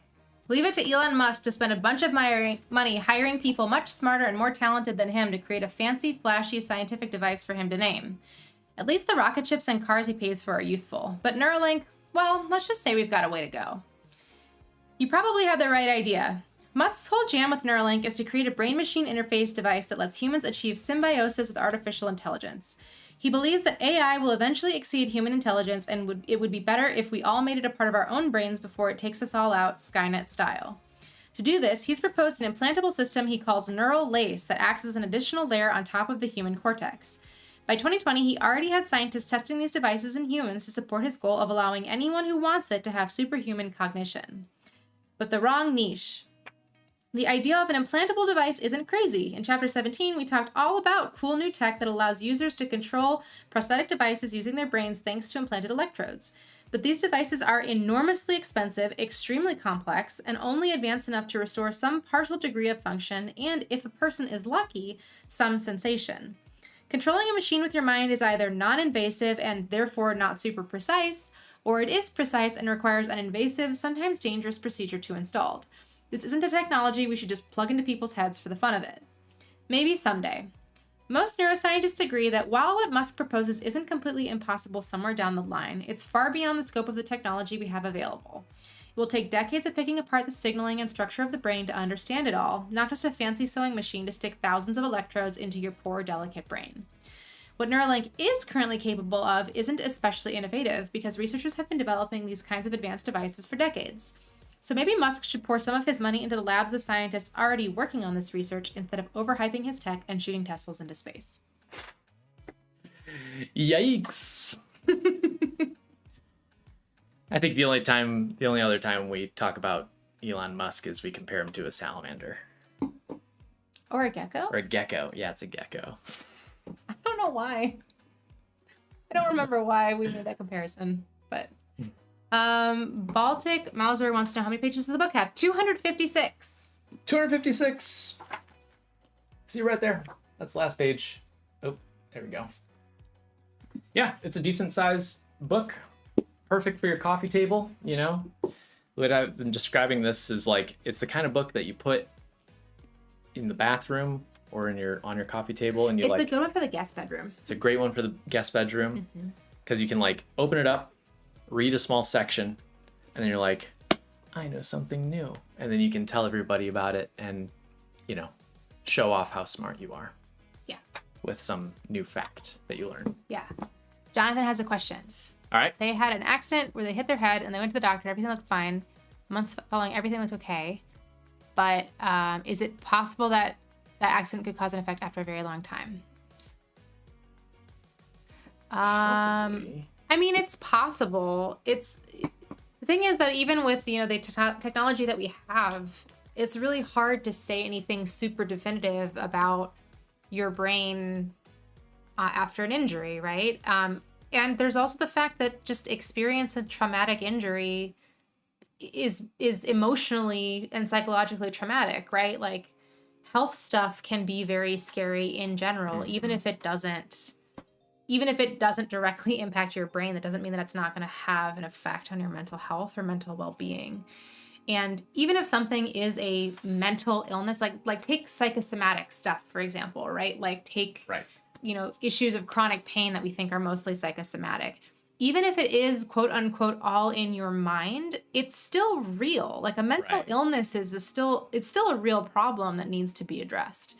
So it's totally possible that this could continue to be an issue for you, whether it's because you actually did have some, actual physical damage that, wasn't seen at the time, or because the lingering trauma from the event has been difficult for you. Totally. Paul asked, do we receive a bigger share of the book revenue from our publisher or Amazon? Seems like a great read. I'm glad you think so. Yeah, thank you. We like to think so. I don't know. I don't think it makes a difference. Yeah. Whether from which source you buy it from. Yeah. As far as I'm aware. Yeah. So, we recommend supporting the publisher in your local bookstore. So that would be my 2 cents. Yeah, I would love it if you called your local bookstore and asked them to order a copy for you, and if you're lucky, they'll order copies for other people to check out too. But Amazon's a good way to get it fast, especially if you want it on Kindle. But you can also, I think people have gotten it at Target. You can also get it Barnes directly and through the Noble, publisher. Yeah. Whatever, tons of different places wherever you get books. Yeah. It's pretty easy. Yep. So. Jom supports our roast. It is deserved, Jom. I agree. Cognic says, just purchased the hardcover version of the book. My girlfriend and I are very excited to read it, and maybe I'll do a book review on my channel with your permission. Of course, we'll give you permission right now. Yeah, absolutely. That sounds awesome. That would be so great. Yeah, totally. And the whale and the deer says, is there a whale and a deer? A whale and a deer. Yeah. Is there any advice you have from the perspective of psychology or neuroscience when you want to form a new habit? Well, Hallie made a whole video about that. I did. Yeah, I'll find it. Couple things. One is start small. So typically it's better to choose a habit. What? Mike could just search the topic rather than just going to our channel. It's faster. Scroll down until he found our video. It's faster. So there you go. A couple things. One is to start small. So if you, for example, with your New Year's resolution, say you go in saying, I'm going to quit all social media. Right. Doing that cold turkey is hard. But usually it's easier if you say, okay, I'm going to reduce the amount of time I spend on social media. And so you take steps to reduce the number of hours that you're spending on a social media platform. Or maybe you eliminate one social media platform. So I deleted Facebook last year, have literally not looked back. It's been amazing. So that's one piece of advice. The other advice that I would say is, if you can attach it to another existing habit, do that. Because if there's something you already do every day and you're trying to do a new thing every day, if you do the two things back to back or at the same time, it's a lot easier. So, for example, say you want to start flossing every day, do it right before you brush your teeth, which you should be doing anyway, or right after you brush your teeth. But the idea is that you're tying it to something that you're already doing every day on the same schedule as the new habit you want to build. And that makes it easier for your brain to connect the two. Because your brain wants shortcuts. It wants things to be easy. That's why it gets addicted to things so quickly. So if you make those shortcuts easier for it, it will pick them up more easily. Yep. You can also look up, it's the same, what Allie's talking about is called stacking. So you're stacking a new thing on top of an existing habit. So yeah, makes it easy. Yeah. Yep. All right. let's see here. Oh, we should do the giveaway results. Oh, yeah. So one second. So we put out a call a few days back, about a week ago, I guess, saying that we would do a book giveaway. We have 6 copies to give away. Yeah, so the idea was that we wanted to do a giveaway for people who were hoping to get a copy for themselves and a copy for somebody that they thought might enjoy it. Right. So we had multiple places you could enter on Facebook, Twitter, and Instagram. Right. So we have 6 copies, So 2 3 for different each platforms. platform. Yeah. Well, so each platform is a different contest essentially. We won't spend too much time because I know not everybody was entering into this, but we'll make this quick. So let me share screen here. Boom. All right. So here we've got our list of participants. We'll start off with Twitter here. We had 11 folks enter in. The Neuro Nerd, Lady Occiput, Ellis Tangents, Malika M, Soft Psych, Prof T Patton, Maria Vita 1, M Dido 13, Funky 245, Armored Crab, and Brayburn Girl. So what we're gonna do is I'm gonna pull up random number generator. And we had 11 entries. So we'll put in 11 there. And I'm gonna click on generate, and whatever number pops up right here will end up being the winner. So drum roll. 8. Number 8 is M Dido 13 and friend Soft Psych. Awesome. Well, congratulations. We will be reaching out to you through Twitter, so keep an eye out there. If we don't get a reply within, let's say, 72 hours, we'll end up picking somebody else. So there's still a chance for folks on Twitter to win this if we don't receive a response. Yeah. Next up, Facebook had the fewest entries here, so the highest likelihood of winning. I spy a name I recognize. You do, indeed. So let's do 3. 1 to 3. High odds. So here we go. Ready? 3, which is Sue Christensen Volker and friend Carl Volker. Cool. I think they're related. You think so? Right. So congratulations to you. Same rules apply as before. And finally, we've got Instagram. 12 different folks who entered: Med Student Journey, Chronic Cricket, Holly and the Science, Future Dr. Dukes, Air Lava, Amanda Apocalypse, Planters for Black Thumbs, Xander Toughness, Tattoo Network, Yeah, No, I Know, Neuro Notes, and Rachel Liz. So we're going to do the same thing as we did before. 1 through 12. 1 through 12. And we're going to generate 10. Wow, big numbers I know, today. seriously. 10 is I know, and Amanda Apocalypse. Well, congratulations. So we will be reaching out and yeah, we'll follow up on this tomorrow. So we will reach out if you are on the chat, if you're on the stream right now, let us know. But we will reach out tomorrow to everybody whose names were just drawn, right, to get contact information in order to figure out where to send your book. Mm-hmm. So. Yep, exactly. So you'll hear from us soon. Yep. Bigfoot Bjornson, yo, what's Hello. up? Happy to have you here. Let's see what else we got here. QWERTY, what would you advise for getting rid of procrastination from a neurological perspective? I'm completely capable of doing the tasks, but I still procrastinate even when I like the task. Well, that's interesting. Do you know that procrastination is a symptom of ADHD? Allie's making a jab at me. I'm not. I just think Micah has ADHD. Micah thinks Micah has ADHD too. I do think I have ADHD. It's just untreated. And I found some well-managed ways to, get around to work with it.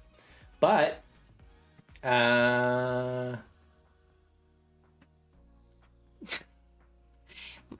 once again searching You're sharing for your screen. No, I'm not. Right? No, I'm not. No? No. Okay. That's what we see.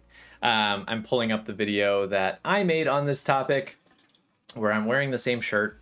You all are giving us such good opportunities to I know, promote for real. ourselves. Thank you so much for giving us opportunities to promote our videos. There's the video in the chat there. I made a video about, it's not specifically from a neuroscience perspective. It actually is more from a practical sort of therapeutic perspective of sort of saying, okay, we know you procrastinate. Real life though, how can you actually stop doing that? Yeah. And I include some techniques that have personally worked for me, as well as things that are supported by research. So Yeah. it's good.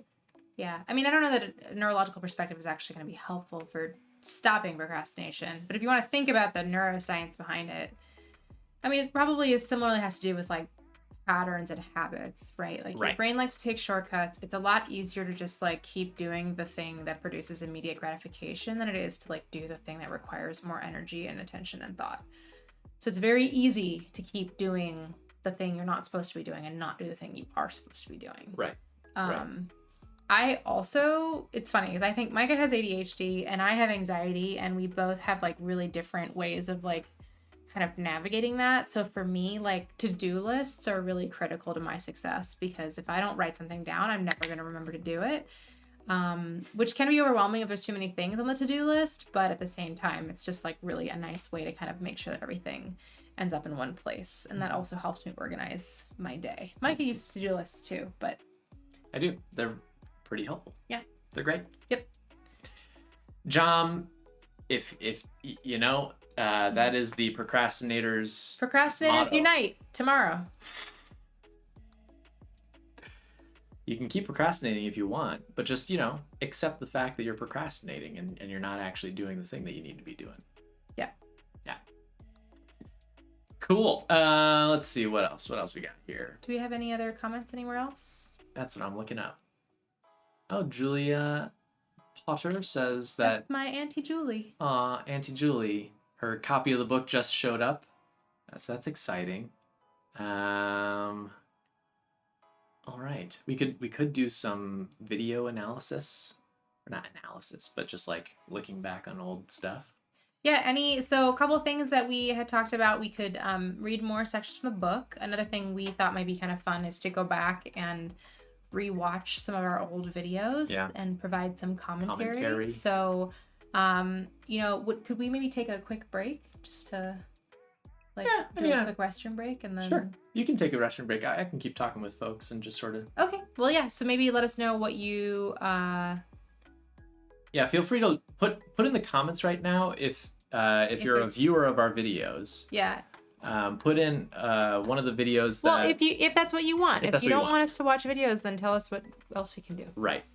Allie's going to go take a bathroom break. I'll just talk your head off and read off comments, so feel free to strike up a conversation. Ruffin Neurolab, welcome. Wait, were you here before? Am I forgetting that you were here earlier? No. Well, anyway, thank you for the congratulations. I appreciate that. And Paul says, if I don't write it down, then it doesn't exist. And that's the best advice that he was ever given directly from a blogger. That is so true. I'm the exact same way, where if I think my brain is so much better at remembering things than it actually is. And there's actually this phenomenon that has been proven with science, although I'm kind of going off the top of my head here. There's this phenomenon known as the, and now of course I'm going to forget the official name of it, but it's something along the lines of like through the like the doorway phenomenon, or walk through the doorway phenomenon. I'll have to look it up at some point, but essentially it's known that like just the act of walking through a doorway can lead you to forgetting whatever it is that you were just trying to remember or keep in mind. So anyway, our brains are pretty bad at remembering stuff. So we even have a whole section in the book all about memory and about like how faulty it is, including stuff about eyewitness testimony, about like, you know, neural pathways and how they get crossed over and everything like that. So just stopping by. Oh, well, I'm glad that you just stopped by. I'm glad to have you here. Xander, you're saying the Barnum Effect could be a good video to do commentary for since it involves other people interacting. Probably some stories there. Good point. Actually, that would be a good one. Oh, and John wants the Rage Room. Barnum Effect is also great. The Doorway Effect should be called the Threshold Effect or something, in my opinion, because it isn't just doorways. It's true. Yeah, so the Doorway Effect is what it's called. Thank you, Xander, for pointing that out. So yeah, you just forget stuff off the top of your head because you walk into a new space.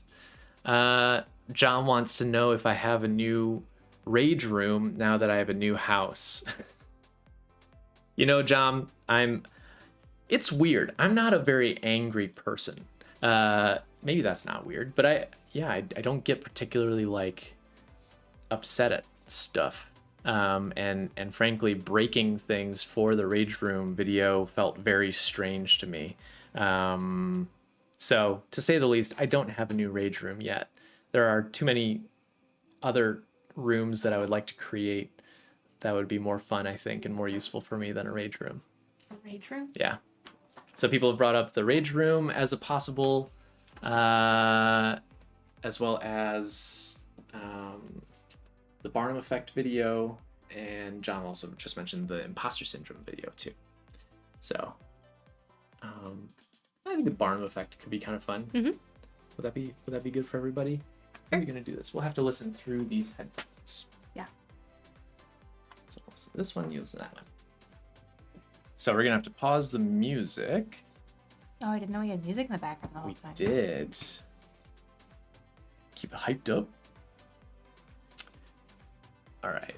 Let me create something while you keep them company. I'm gonna make a little display for doing this so that we can be all ready to go.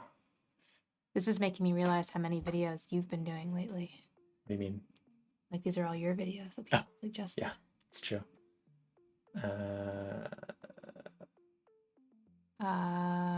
Gaming room. Hello, I'm back. Algo1, that's a new person. Yes, hello. Nice. So you were talking about different rooms in the house. Did you mention that we have lots of rooms in this house? No, I haven't talked very much about the house. So our new house has lots of rooms, so we each get our own office now, which is very exciting. Although I still have a desk in Micah's office, so we can work together in the evenings.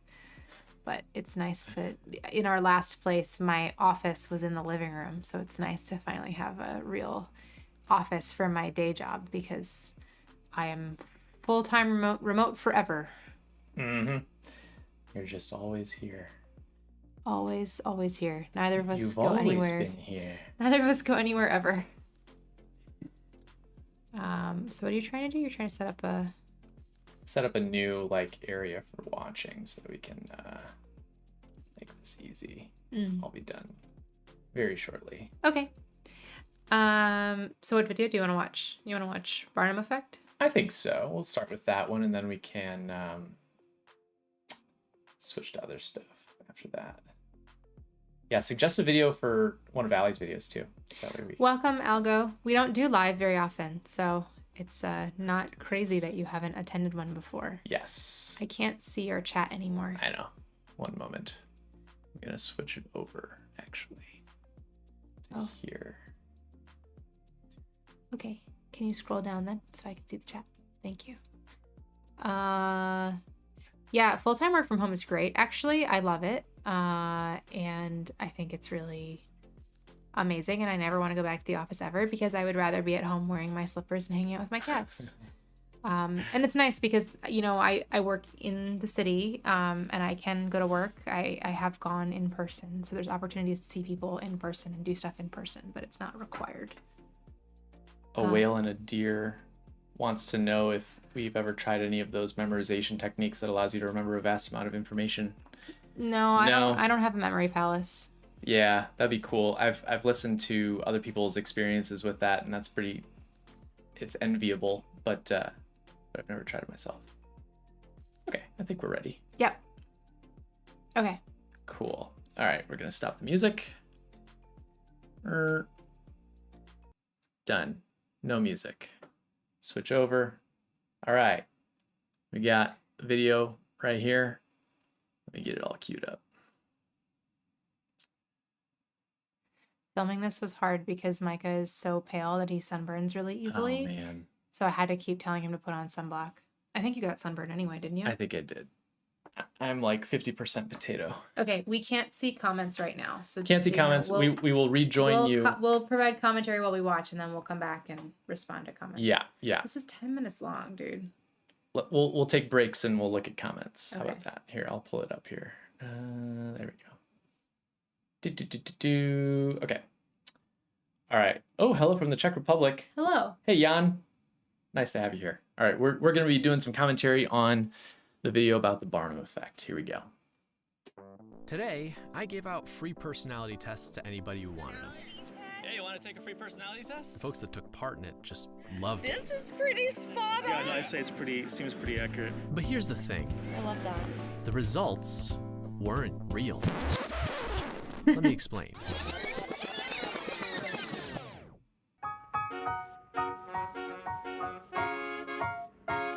This was our neighborhood beach when we lived in San Diego. Ah, so beautiful. I know. We're going back this summer, later this summer. I'm really excited to visit our I've been favorite thinking about beaches. manipulation and disinformation and pseudoscience a lot lately. It sure seems like there's been more of it than ever these days thanks to the internet. You've got Gwyneth Paltrow shilling her Goop products. Astrology seems to be making a comeback in popularity.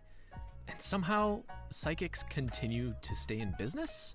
Which I really cannot comprehend. Like, do they just not have any overhead? Are they living out of their houses and doing work from the... I don't know. I still don't Anyway, understand I that. often find myself wondering, how is it Some that people are people really into fall psychics. for this stuff? I know, but just like who?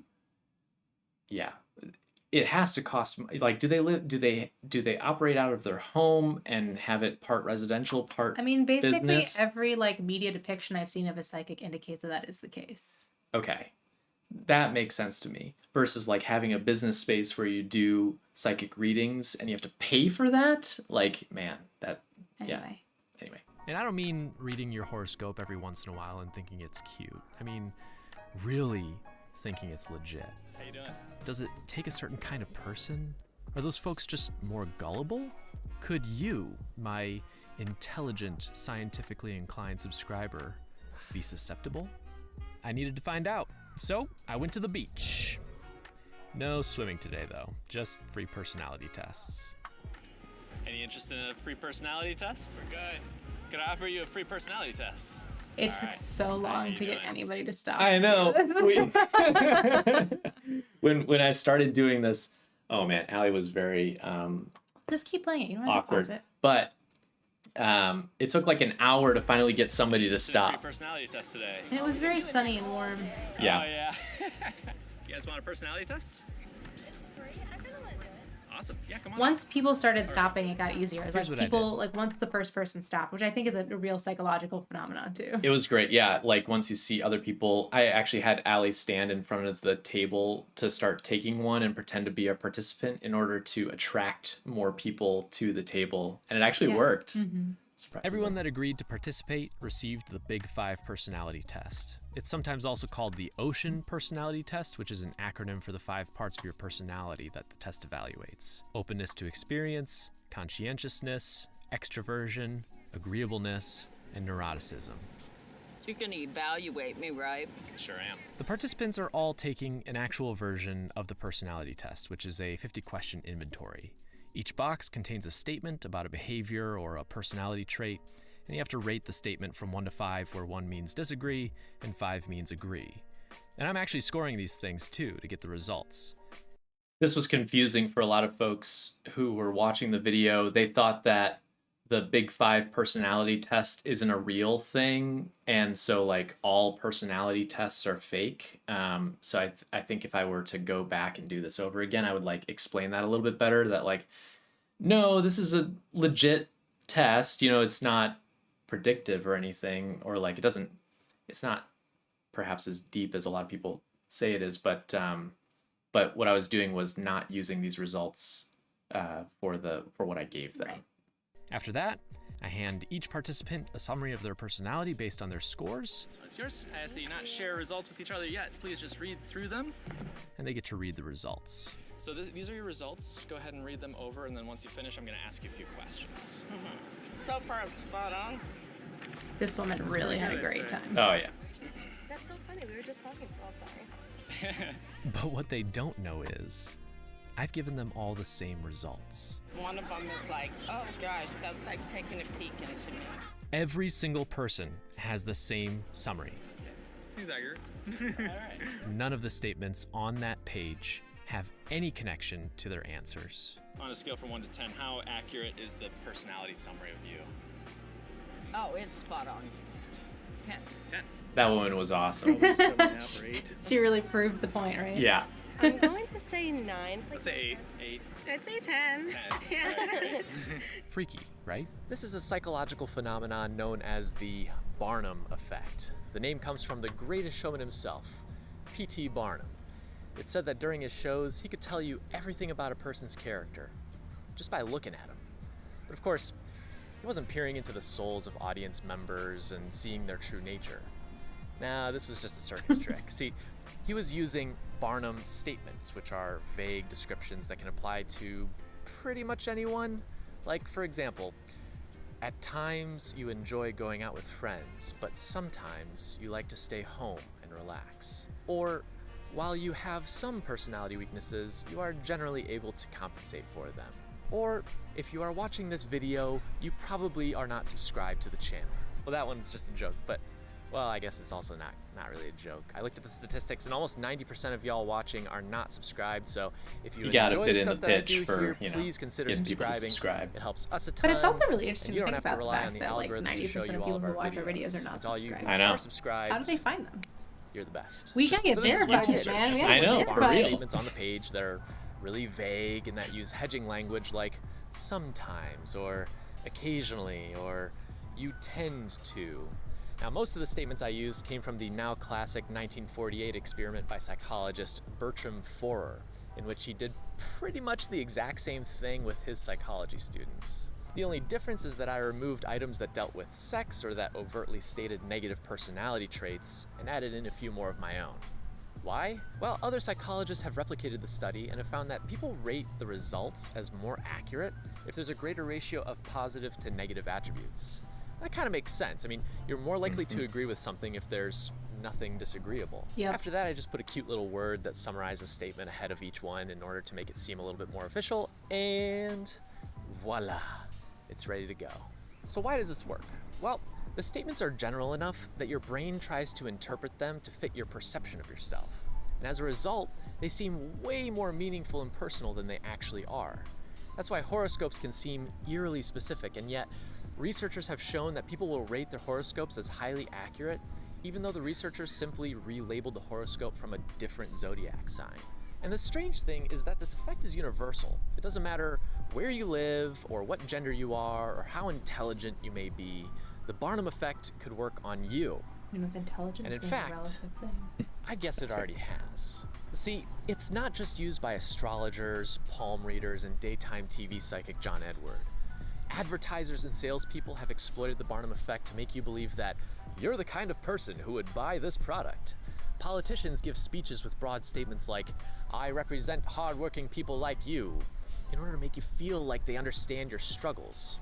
I'm sure you've taken a few quote-unquote personality tests online that tell you why you struggle to keep a relationship or which Harry Potter character you are. And perhaps you've even dabbled in a multi-level marketing scheme because one of your friends from high school could see with certainty that you're just waiting for an opportunity to prove your potential and be your own boss. Don't This may mess seem with MLMs, kids. innocuous until you realize Bad that news. the salesperson conned you into buying expensive knockoff knives, the politician didn't really care about the same things as you from the start, the information that you gave online is being scraped by a tech company that could be used to make a profile of you and sold to the highest bidder, and your so-called friend got you stuck in a pyramid scheme hawking essential oils. It's not always so innocent. So how do you protect yourself? Well, you get out your roll of aluminum foil and you make a little hat like this that you can use to protect your brain. That was a joke. Please do not do that. I mean, It turns or do out that. there are It some doesn't ways to hurt. make you less vulnerable to the Barnum Effect. as well as some factors that may make you more susceptible. For example, there's some evidence that people who have experienced hardship during childhood and adolescence may be more prone to the Barnum Effect. I was thinking about this in regards to the recent popularity of astrology among millennials and Gen Zers, and you know what happened while those kids were growing up? The financial crisis. Now, I have no evidence to back this up, but I do think that it's kind of an interesting correlation. In terms of how not to fall victim to your mind's natural tendencies, a healthy dose of skepticism with a side of awareness are your best bet. The Barnum Effect relies on people taking things at face value, but if you dig a little deeper, look for evidence, and question the intentions of the person giving you information, you may find that not everything lines up. Likewise, now that you know about them, keep an eye out for Barnum statements and understand the facts. Notice when things could apply to pretty much everybody, and realize that fortune cookies are mass-produced, and therefore, maybe it's not foretelling your destiny. Just ask questions. That's actually the main difference that I saw among participants. Of everybody that took the test, the folks that scored the test as having the lowest accuracy asked the most questions and seemed the most skeptical. So you read through it and then you ask us the questions? Yeah. How many different buckets are there? Five categories. Yeah. And then This was my fault. from because it's zero out of to focus. 5. I think it's really hard to categorize people. Yeah. But I mean, overall, like, I don't look at one of these and say, no, that's totally wrong. Yeah, yeah. So I would say maybe like 6.5 or a 7. So I was starting to wonder if these were the exact same and you gave everybody the same results. Well, it's funny you say that because, in fact, that's what He happened. knew. He caught The on. approval to do this fake. So what about everybody else? Oh man. No Well, IRB let's just say approval. that No. they were pretty surprised. What if I told you that all three of you have the exact same results right now? Oh my god, I love that. Those are the results that I've been giving to everybody. That's hysterical. What if I told you that the results that you received are the same ones that I've been giving to everybody else?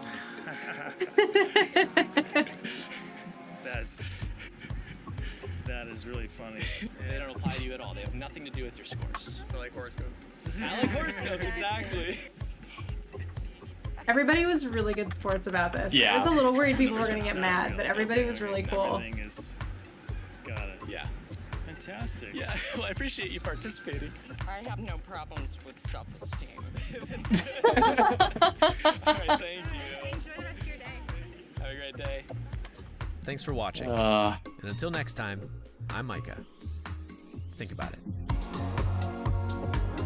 that was a fun video. I like that. You know, looking back on it now, it's funny to think about it, you know, in the context of the pandemic now and looking at it and be like, ooh, I don't know if I would do that right now. I mean, not right now, for sure no. Definitely not right now. But it was fun. It was fun to do that video and like get out. I haven't done many videos where, you know, we're out in the community and like involving people, strangers essentially as part of the video. Yeah. So Yeah, I mean, not in a year and a half. Yeah, For sure. let me pull up the comments Yeah, because we've We've been had some fun. neglecting folks. So, Whale and a deer had to leave. Thanks for Oh, coming. thanks I'm so much for sorry if coming. you already left that we missed you, but thank you for coming and chatting with us. Let's see. Xander says you got in on the YouTube prank trend.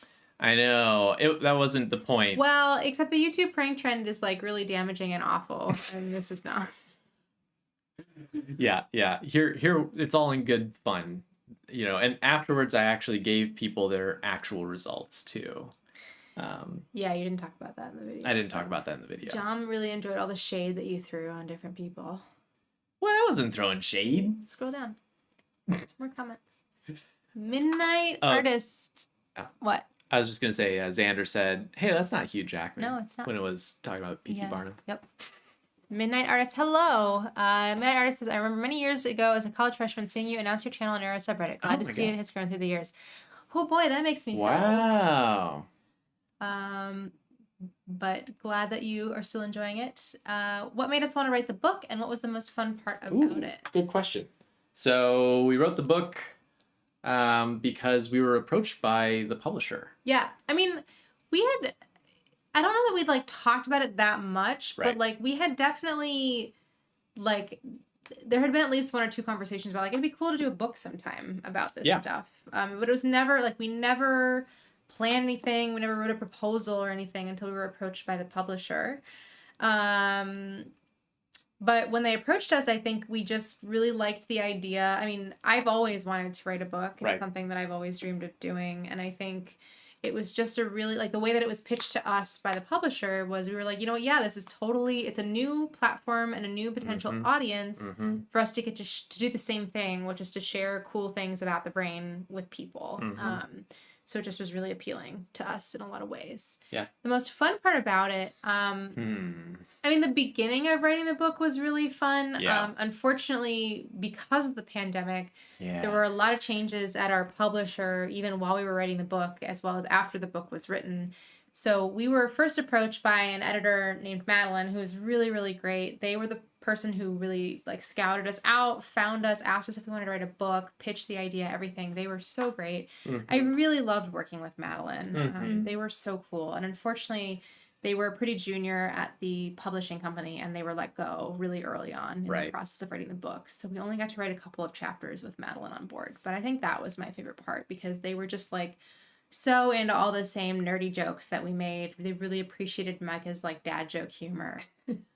They were really, really cool. They were really cool, and it was really fun to like have that reciprocal passion essentially for like a project that you're working on. Yeah. It was really fun working with our designer. That was really Scott, cool. too. Yeah. It was really fun to see like the recommendations and ideas that we had come to life, you know, thanks to the help of a professional designer. Yeah. And I mean, honestly, one of the most fun parts is doing this right now, you know, like being able to like have a real physical copy of the book. and to be like, here, you know, here's a thing that we made. That to me is really fun, because for me it's all about like the process is fun and everything, but to have people actually see what comes out of that, it's really neat. So other stuff. Minute Artist says they went on a date with a girl who did tarot reading, and apparently he made decent money. She seemed to believe in it too. I mean, the thing with horoscopes and tarot readings and all that stuff, personality tests, like, I mean, I'm not gonna like say go out there and like start like listening to astrology, but if it is helpful for you to identify with things, if it helps you find meaning in the events in your life, if it helps you feel comfort in times that are challenging, you know, the placebo effect is a real effect, right? Like taking a pill that doesn't actually have any medicine in it that makes you feel better, doesn't matter if the medicine's actually there or not. It just matters if it makes you feel better. If that stuff is like helpful for you, then cool. More power to you. Good for you. Right.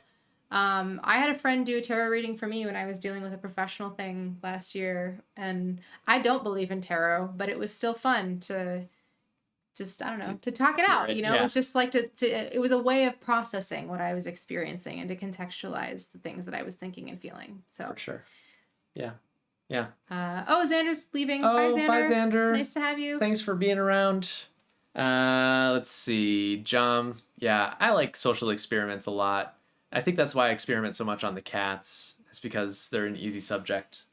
You know, they can't escape. Mm-hmm. Yeah. Cassandra's here. Hi, Cassandra. Hey, Cassandra. Cassandra is, I don't actually know. I don't know. Can you click through to their profile? Cassandra is a very talented, no, not from here. Okay. Cassandra's a very talented filmmaker that I got to attend a workshop with a couple years ago. And she does a podcast called Best Beast that I was on recently, which is super fun. But she also does some really cool puppetry. Oh, really? Yes. What? It's very cool. Strongly recommend you check it out. Wait, is it online? I just can't remember the name of her company off the top of my head. I have to look in my email. Hang on. I'll look it up. Cassandra, tell us what your film company is called again. Yeah. Let us know. So we can find your... Okay. Paul said... Mind Fruit. Okay. Paul asked if the... Wait, he said, is there no dad humor? There's lots of dad There's jokes. plenty of dad humor. Micah's not even a dad. And yet, somehow... So this is her reel. So I think the puppets are in here. Let's take a look. Okay, hang on. We're switching back over. All right, here we go. Oh, here. Is there music Get a playing? headphone. I don't know. There might be. Oh. Okay.